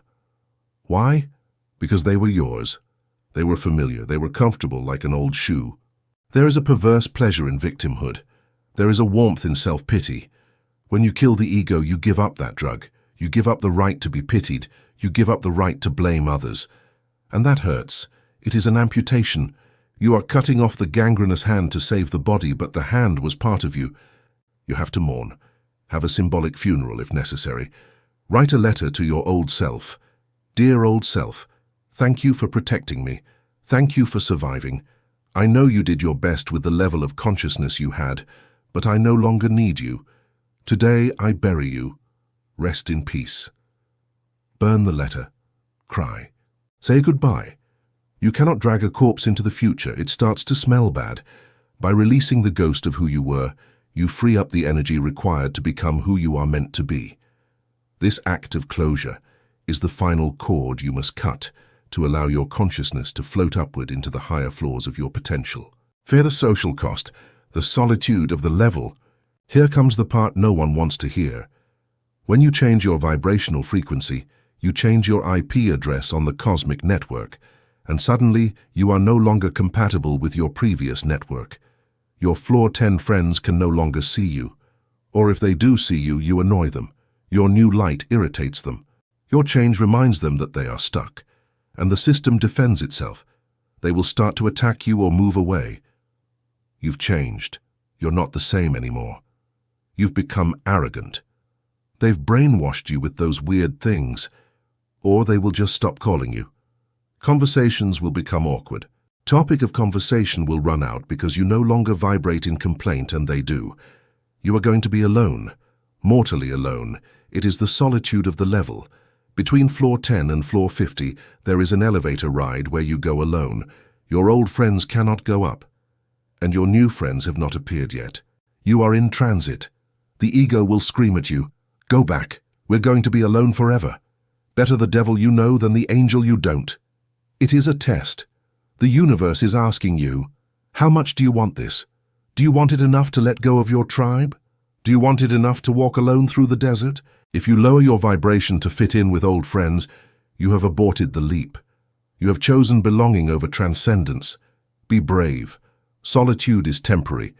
It is the space created for new people to enter. If your glass is full of dirty water, wine cannot enter. You have to empty the glass to fill it again. Biological rebellion. The body attacks. Remember the biochemistry. Your body is an addict to the emotions of the past. When you cut off the supply, when you kill the ego, the body enters violent withdrawal. During the process of ego death, you may experience real physical symptoms with no apparent medical cause. Extreme chronic fatigue or pressure. You may feel chronic fatigue as your body reconfigures energy. You might have headaches or cranial pressure, floating anxiety, heart palpitations, or night sweats. Changes in sleep, insomnia or sleeping 12 hours, skin rashes from detox. Your body is screaming. It is throwing a biochemical tantrum to force you back. Give me my cortisol. Worry about money fast. If you give in, the symptom disappears, but you return to prison. If you hold on, if you breathe through the symptom, if you tell your body, quiet, I am in control, we are changing fuel, eventually the body surrenders. It purges itself and accepts the new normal. It begins to accept the new energy, dopamine, oxytocin, gratitude, as its new standard. But the transition period is a spiritual flu. You have to sweat it out. Do not mistake the symptoms of healing for the signs of illness. Stay the course, for your biological systems are simply being upgraded to handle a higher voltage of light. First, the paradox of surrender. How do you kill the ego? You don't shoot it. You don't strangle it. Because fighting the ego is an action of the ego itself. It loves the fight. The ego is killed in only one way, surrendering. Note, surrendering is not giving up. That is apathy. Surrender is to stop resisting. It is to stop swimming against the current. It is letting go of control. The ego is a control freak. It wants to know how, when, and where the change will occur. It wants guarantees. It wants to see the whole map before taking a step. Killing the ego means saying, Universe, I don't know how to get to floor 100. My limited mind does not have the answer. I surrender. I stop trying to force things. I stop manipulating. I give myself to the flow. You take me. I will only maintain the frequency. You handle the details. This is terrifying. It is jumping from a plane without seeing the parachute, trusting it will open. The moment you let go of control, the parasite is out of a job. Its job was to control. If you let go, it dies. Radical surrender is the nuclear weapon against false identity. Thy will be done, not mine. Not as a slave's religious plea, but as a master's quantum strategy.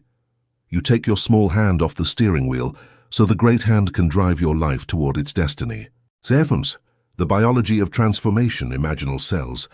Let's go back to the caterpillar. It is the perfect scientific metaphor. When the caterpillar enters the cocoon, its immune system starts to detect new cells beginning to sprout. Biologists call them imaginal cells. These cells contain the DNA of the butterfly. They are the latent future of the creature today.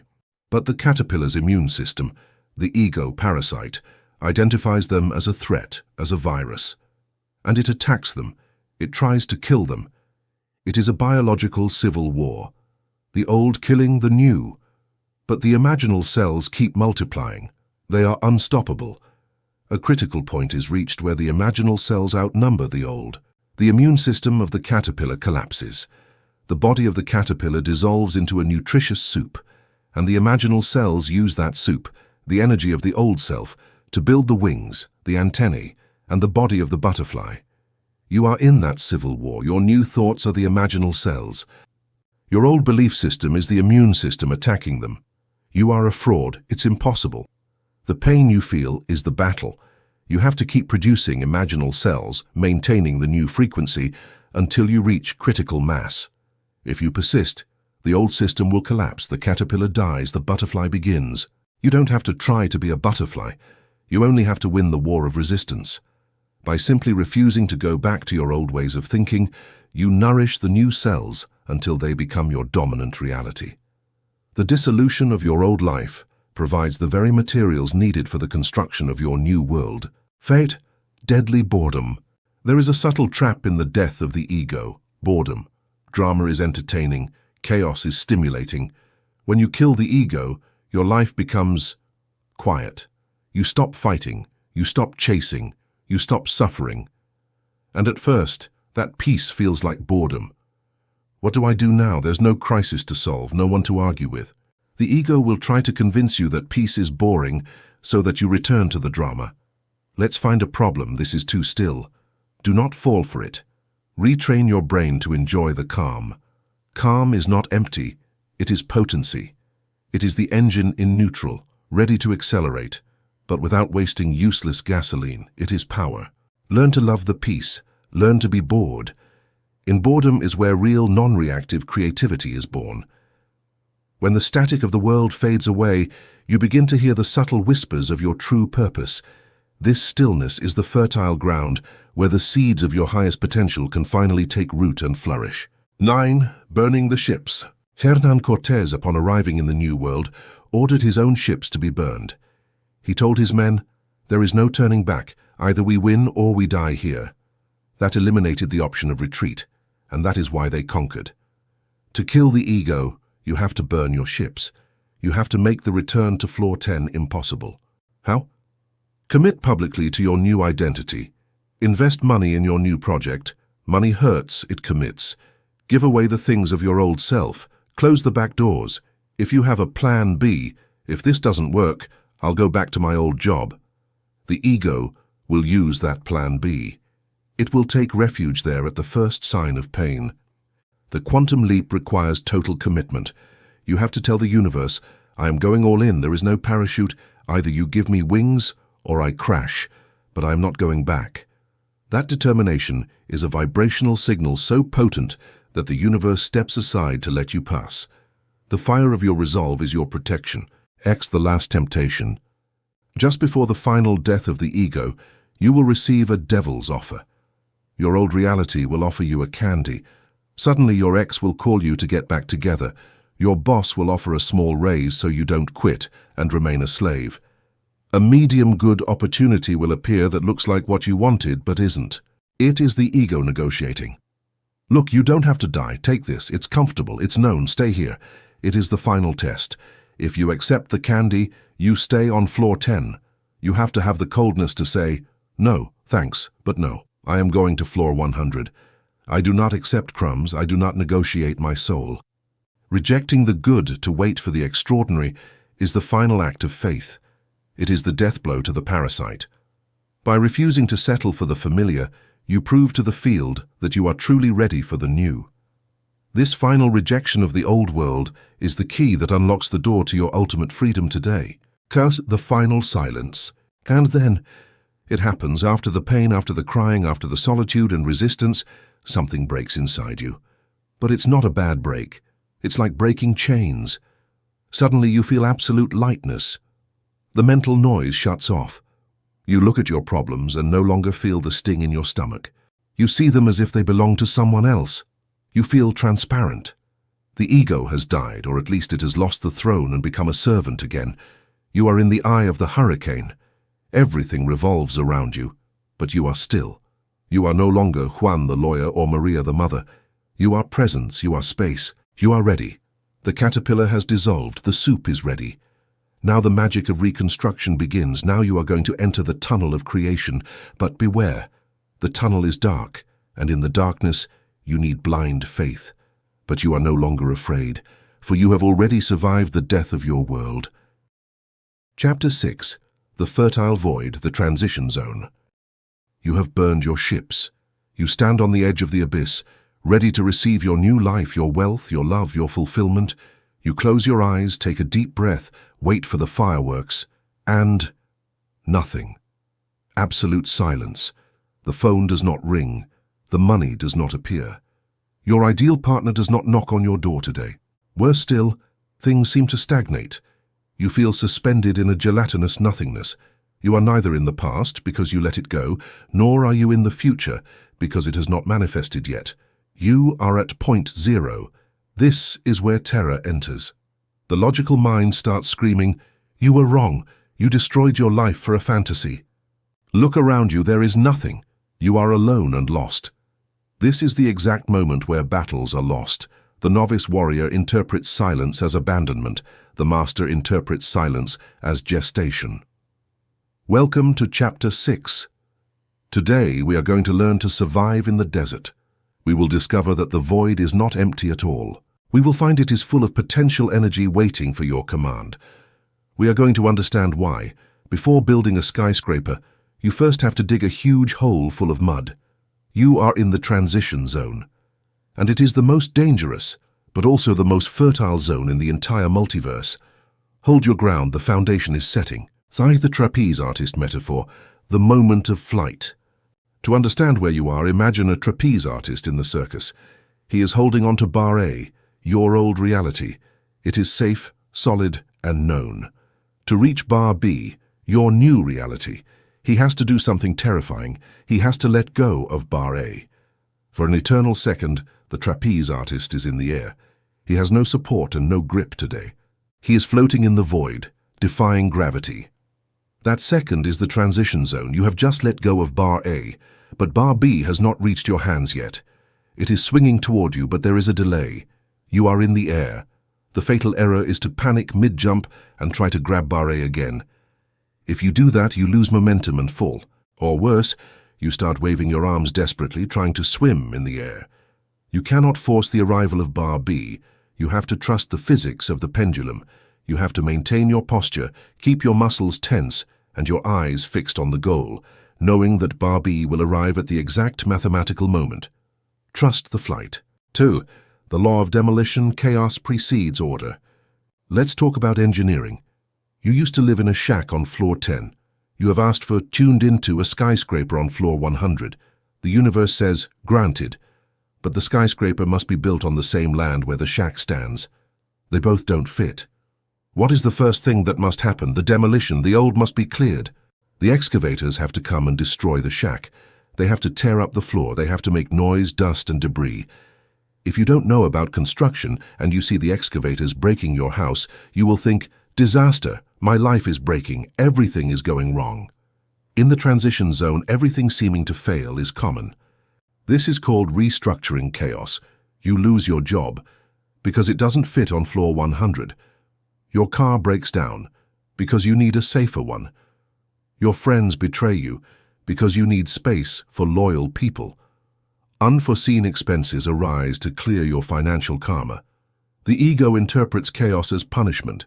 Consciousness sees cleaning. The universe is taking out the trash. It is making space.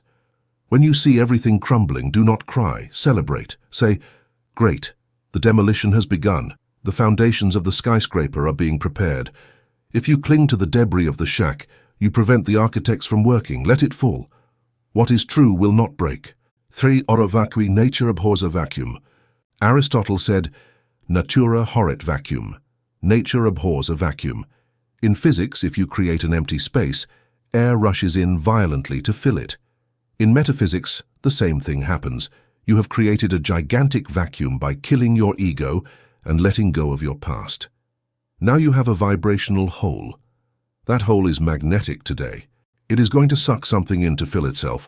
What will it suck in? Whatever you decide. This is the danger.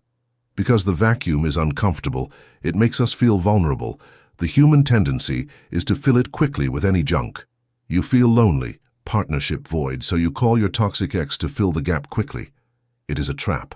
You feel bored, drama void, so you look for a problem or a vice. You feel unproductive, action void, so you start doing useless tasks to feel busy. If you fill the void with old trash, you rebuild the shack. The master's secret is to sustain the vacuum, to endure the discomfort of nothingness. Keep the space clean and open. Keep it open like a luxury hotel suite waiting for a VIP guest. You have to put a red velvet rope at the entrance of your mind and say, this space is reserved for abundance. I will not let mediocrity in just because I'm afraid of the silence.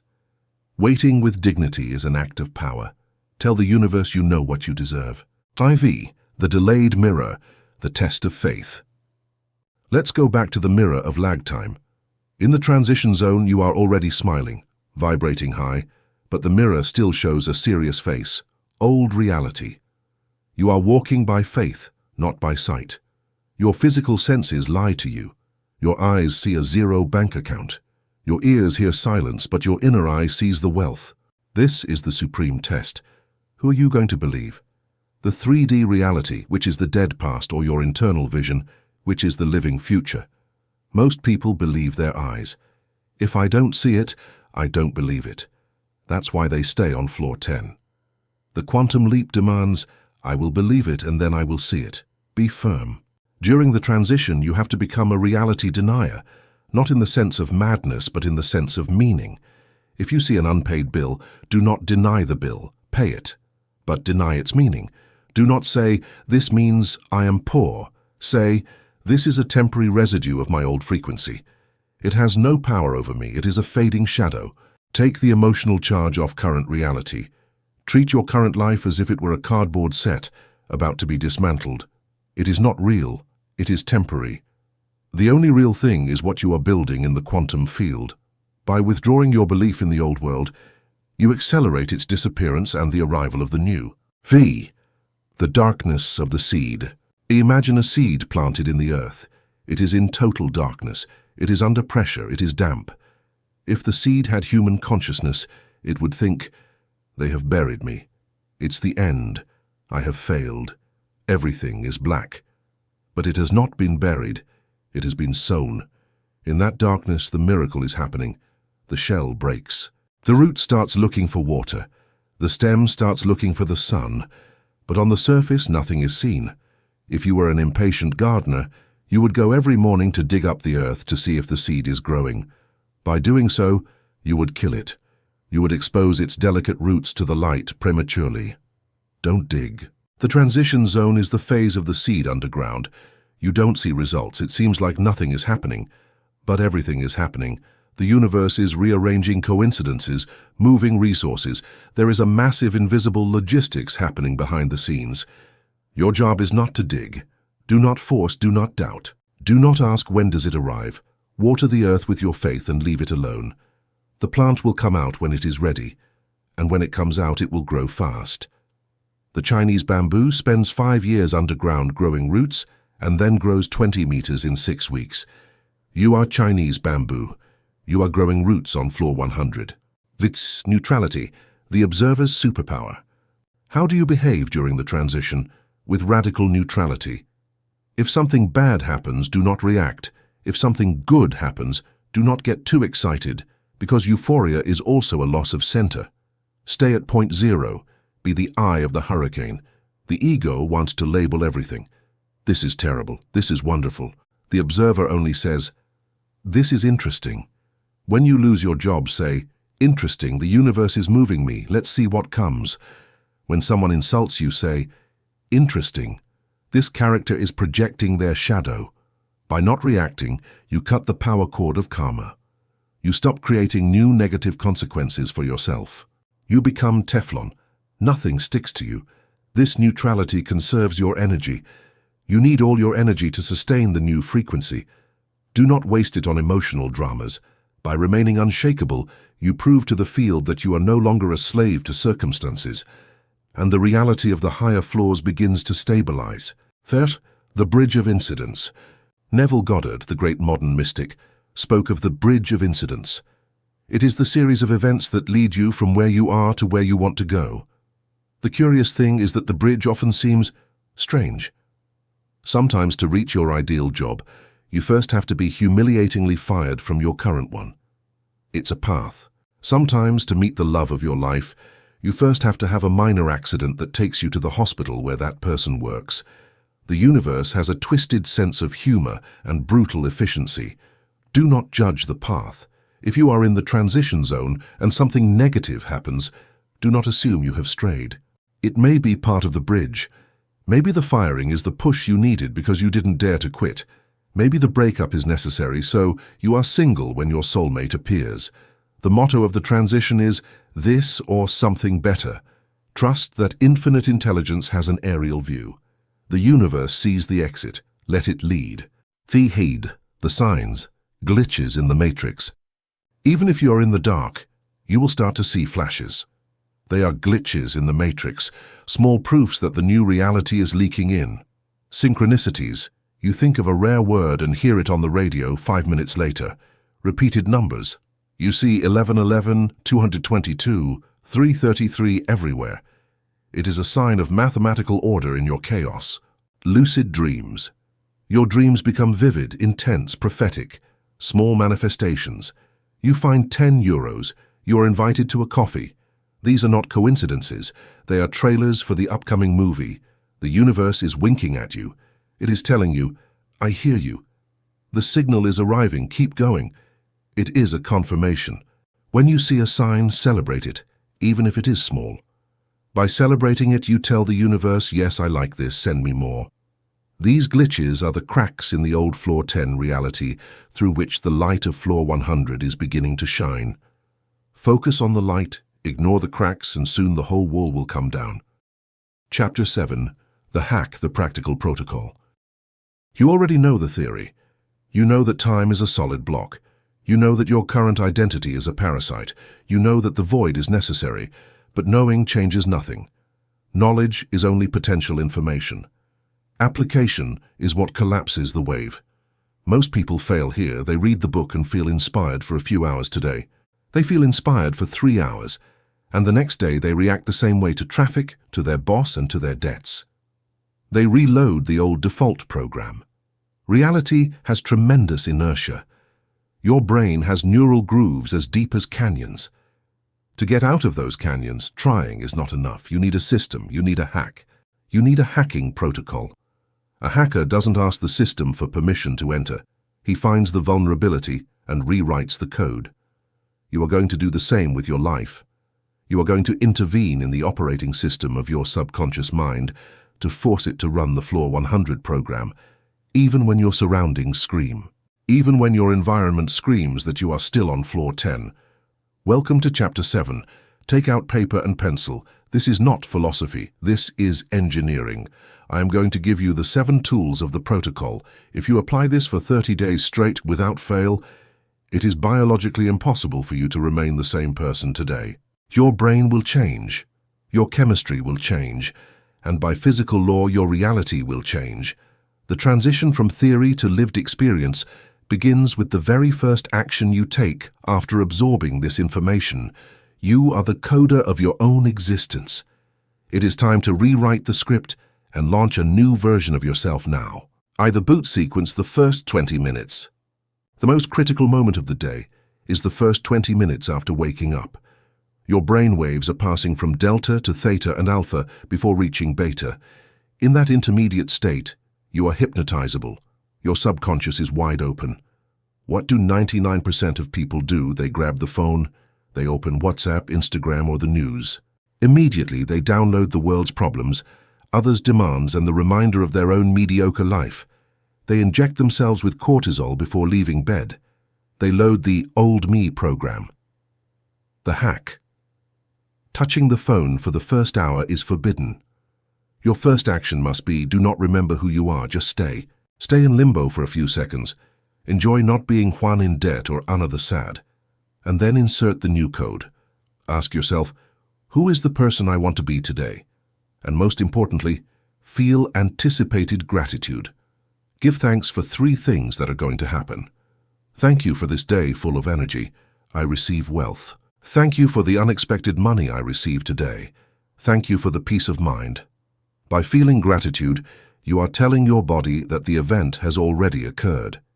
You are tuning the dial to floor 100 before setting foot on the ground.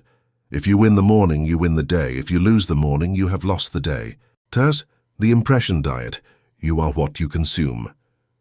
You watch what you eat because you don't want to intoxicate your body. But you spend the day eating mental junk. Every time you watch news full of war and crisis, you are eating fear. Every time you listen to a friend complain for an hour, you are eating failure.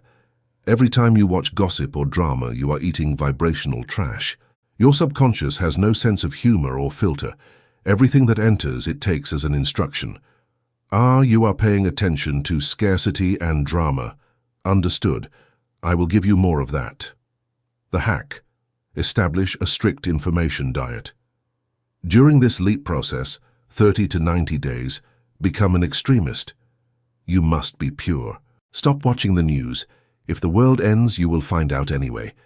Silence or unfollow social media accounts that make you feel envy, inadequacy, or anger. Set boundaries for toxic people. Sorry, I can't talk about negative things right now. I'm on a mental detox. Replace the junk with high-quality nutrients for your mind. Listen to audiobooks, podcasts of successful people, and high-frequency music, 432 Hz, classical, or whatever empowers you. Your mind is a garden.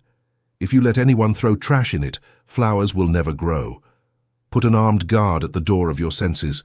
You are the protector of your own internal sanctuary and your future today. Third, the method actor, power physiology. This is where most fail. They try to change their mind using only the mind. That is very difficult.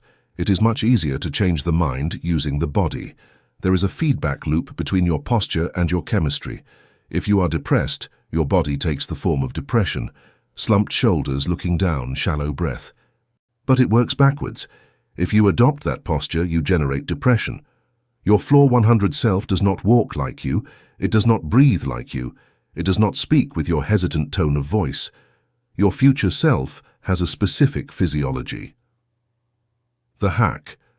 Play at being a method actor. Imagine you are playing your success. Imagine Hollywood has paid you $10 million to play the role of your successful self. Cameras are recording you 24 hours a day. You cannot step out of character. How does your character walk? How do they sit to drink coffee? Anxiety or enjoyment? Modify your posture now. Straighten up. Lift your chin. Breathe deep. Walk slower. People with power are not in a hurry. People with fear run. By changing your posture, you change your testosterone and lower your cortisol in 2 minutes, proven by science. Trick your brain through your body. If you feel bad, just stand up, forced smile, look up, and breathe. It is a system error. Use it. The pattern interrupter, stopping the loop. Throughout the day, the Parasite, Chapter 4, will try to hijack you. Something bad will happen. A rude email, a bill, an intrusive thought of your ex. You will feel the hit of adrenaline and rage. The old program is running. If you let it run, in 5 minutes you will be in a bad mood. In 1 day you will have dropped to floor 1. You need to cut the wire before the bomb explodes. The hack. Use a pattern interrupter. You need a physical signal to stop the mind. Many use a rubber band on the wrist. When they have a negative thought, they pull the band and zap. The mild pain snaps the brain out of the loop. Use a word like stop or cancelled. Say it out loud or scream it mentally with authority. And immediately after, do something physical. Clap, stand up, drink a glass of cold water. You have to interrupt the neural inertia. And then apply immediate substitution. I am not going to think about going broke. That is the old program. I will think of income. You cannot eliminate a thought. You can only replace it. Be a relentless guardian. Do not let a single victim thought pass without challenging it. At first, it is exhausting. Then it becomes automatic. By consistently breaking the old patterns, you starve the parasite and build the infrastructure for your new reality now. The nightly review, cleaning the history. Neville Goddard taught us the most potent technique for cleaning the immediate past, the revision. Sometimes, despite your efforts, you have a shitty day. You fought, you failed, you felt fear. If you go to sleep with that energy, your subconscious, which works for 8 hours while you sleep, is going to marinate in it. It is going to solidify that bad day into your personality. You will wake up the next day with today's emotional hangover. The hack. Never go to sleep without cleaning the day. Just before sleeping, review your day in your mind. Identify the moments where you failed or where things went wrong, and rewrite them. Imagine the scene again, but this time, imagine it went well. Imagine you responded calmly instead of shouting. Imagine you received good news instead of bad. Feel the relief of that new version. Your brain does not distinguish between what happened and what you imagine intensely. By reviewing the day, you neutralize the load. You are hacking the memory before it saves to the long-term hard drive. You are changing the past, literally. You will fall asleep with the vibration of success, not failure, and your subconscious will work all night to bring you more of that. This is the ultimate tool for maintaining vibrational continuity with Floor 100. Further, the spy's infiltration, living in two worlds. You are in the transition zone. Your external reality still looks like Floor 10, but you are already from Floor 100. How do you live without going crazy from the contradiction? Adopt the mindset of the spy in enemy territory. Imagine you are a secret agent of Floor 100, sent on a cover mission to Floor 10. The old world. You have to disguise yourself as a normal person. You have to go to your boring job. You have to pay your bills. You have to talk to sleeping people. But you know you are not one of them. You have a secret. You have a hidden radio connected to the base. The hack. Play. Gamify your life. It is all a performance today. When you are in a boring meeting, think, how fascinating how these Floor 10 natives live. They worry about such small things. I am just here observing, but my reality is different. This playful dissociation takes away the weight. It allows you to interact with the old world without sticking to it. You perform the tasks. You do what you have to do, but without the emotional charge of, this is my life. It is not your life. It is your cover. Your real life is gestating in the quantum. This attitude gives you a mysterious charisma. People will notice that you are in the world, but not of the world. That detachment is magnetic. You are free. Certes, quantum micro-decisions, the butterfly effect. The quantum leap is not always made with big gestures, quitting the job, moving countries. Sometimes it is made with invisible micro-decisions. Every decision is a fork in the timeline. Coffee or tea. Getting up or 5 more minutes. Reading or TV. The Floor 10. You make certain decisions. The Floor 100, you make others. If you want to reach Floor 100, you have to start making Floor 100 decisions now, even if they are small. The hack. Faced with any choice, no matter how small, ask yourself, what would my future self do? Would my rich self eat this cheap burger or prepare a healthy meal? Would my successful self procrastinate or act? Do what he would do. At first it seems insignificant, but you are training the brain. You are proving to it that you are in control, and by the butterfly effect, a small different decision today leads you to a completely different timeline within 6 months. Start dressing like your future self. Use the words of a creator. Start speaking like him. Eliminate victim words. Start treating others like him with generosity, not envy. You are aligning the fractals. As it is in the small, so it is in the large. By mirroring the behavior of the version of you that already exists on Floor 100, you collapse the distance between your present and your prize. Beta the no-time technique, deep meditation. All these tools are for wakefulness, but you need a moment of pure connection with the source. You need to step out of chronological time to recharge the quantum battery. The hack. Dedicate 15 to 20 minutes a day to no-time meditation. Sit in darkness. Close your eyes, disconnect your senses. You are not a body, just be. You are not a person. You are not in a place. You are not in a time. You are pure consciousness floating in nothingness. In that state of black void, bring the emotion of your future. Bring the image of your ideal life, but not as a movie, as a 360-degree experience. Feel the texture, the smell, the emotion. Inhabit it now. Fall in love with that future. When you open your eyes, don't run. Stay a few minutes marinated in that energy and try to carry that feeling with you for the rest of the day. That is your Wi-Fi signal. If you lose the signal, get angry, get stressed, stop and reconnect. Your only real job is to hold that signal. All else is extra. Cite the evidence notebook, the scientist. Your logical ego needs proof to believe. If it doesn't see quick results, it will sabotage you. You have to give it proof, but you have to look for it with a magnifying glass. The hack. Buy a notebook. Call it Evidence Notebook. Each night, write down anything, however small, that indicates the leap is working. Find it. Today I felt happy for no reason for 1 hour. Evidence of internal change. Today I found €5. Evidence of abundance. Today I thought of Anna and she called me. Evidence of synchronicity. By writing it, you focus your attention on what is happening. Remember, what you focus on expands. You find what you seek. If you look for evidence that it works, you will find more. If you look for evidence that it doesn't, you will find more. Be the defense attorney for your new life, not the prosecutor. Build the case for your success clue by clue. By documenting the shifts, you provide the rational mind with the data it needs to stay quiet. Hex the urgency protocol. When everything fails, there will be days when nothing works. The parasite will beat you. You will sink into misery. You will feel that you have gone back 10 years. It is normal. Growth is not linear. It is a spiral. Sometimes you pass the same point, but at a higher level. When you have a total crisis, use this. The hack. Surrender temporarily. Say, okay, today I lost. The parasite won this battle. I allow myself to feel bad. I allow myself to cry. I am human. Do not judge yourself for falling. Judgment keeps you on the ground. Self-compassion is what lifts you up. Go to sleep early. Tell yourself, tomorrow is a new beginning. I have only made a pause. Resilience is not never falling.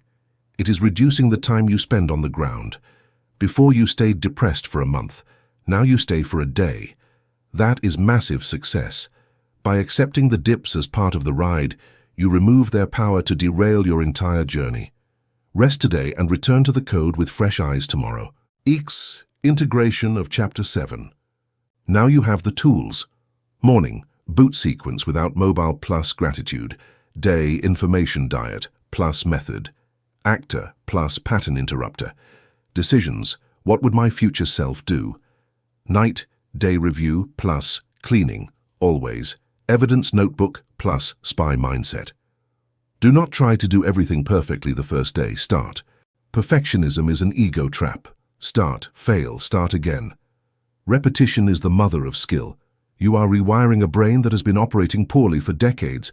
Be patient, but be relentless. Do not negotiate with terrorists, your ego. This is the manual for your new existence. Execute it with the precision of a master builder. Chapter 8. The Final Leap. Breathe. Look around you. The air here is different. It is thinner, cleaner. There is no more noise. There are no more screams.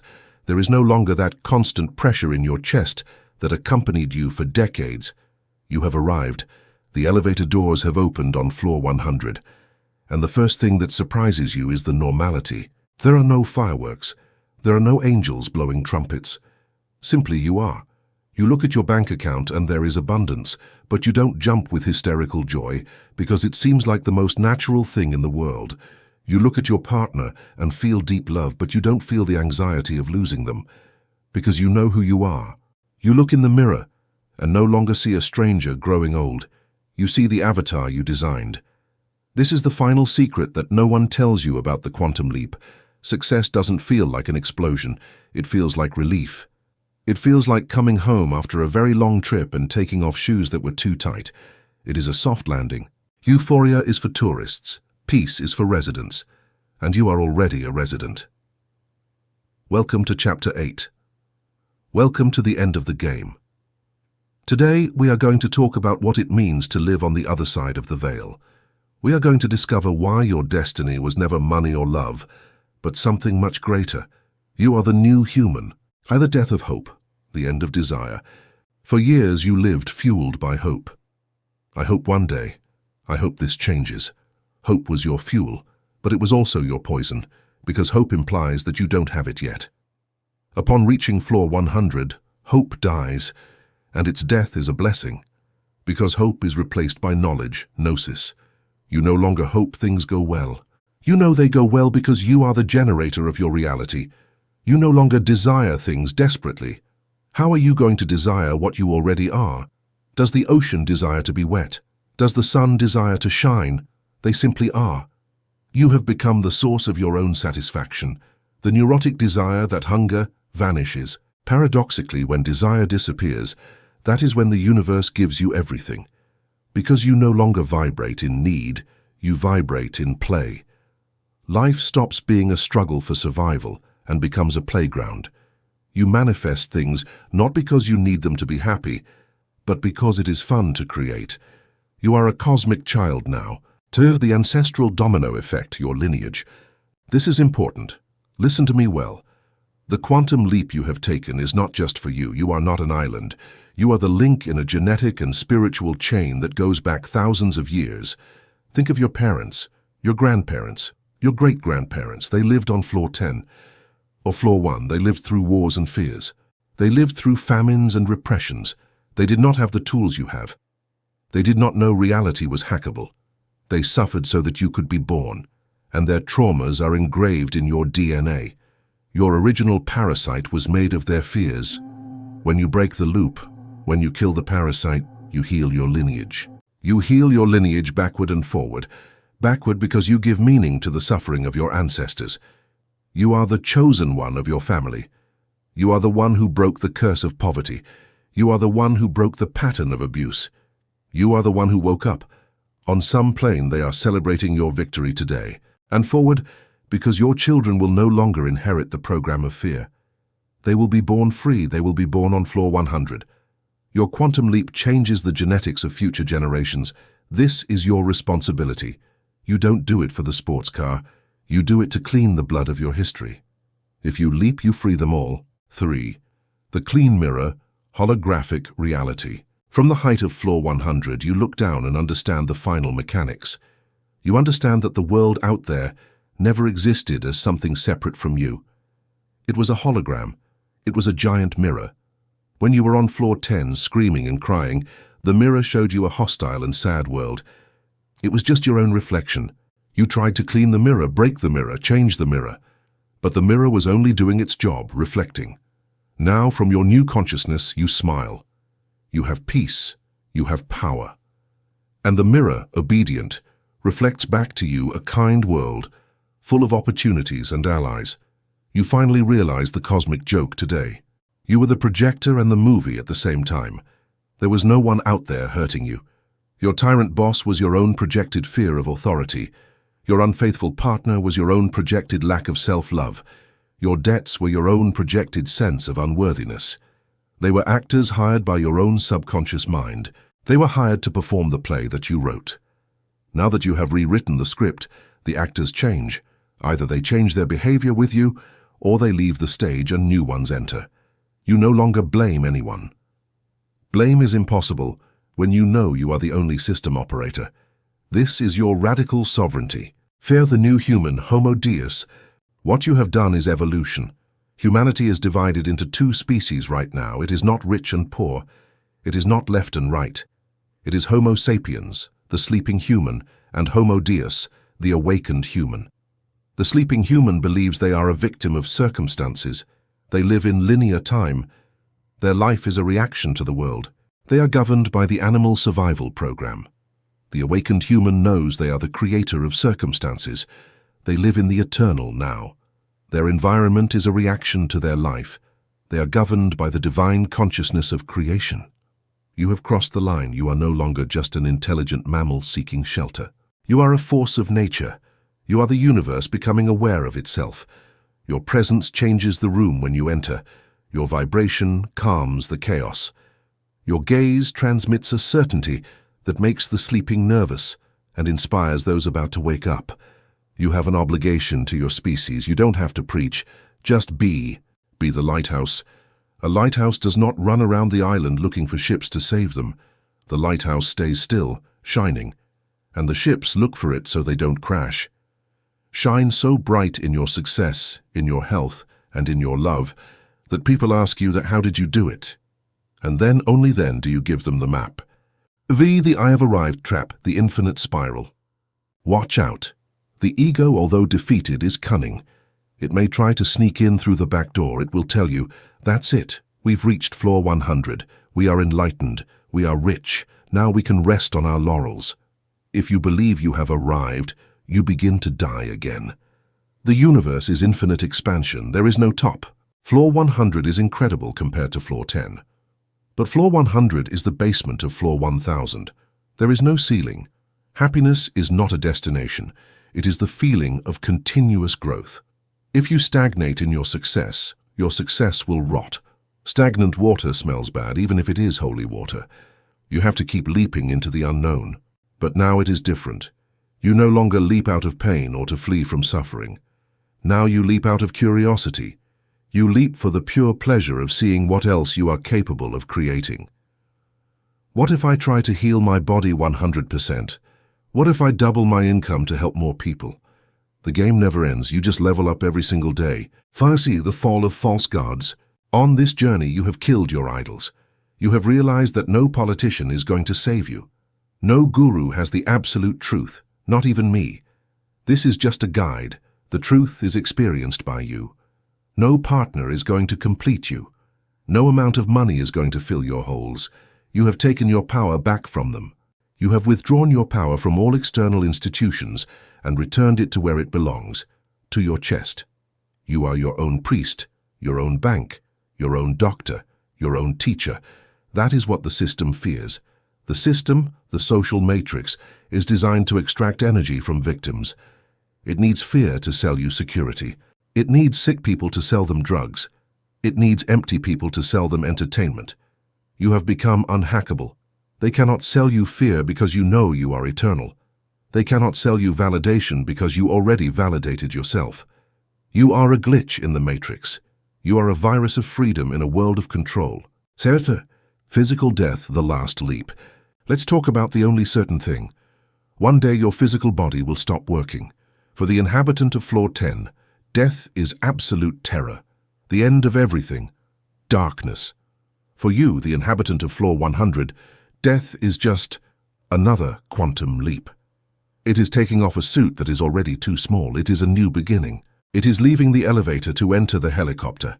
Since you have already practiced ego death in life, since you already know that you are not your body or your story, physical death does not scare you. You know that energy is neither created nor destroyed, only transformed.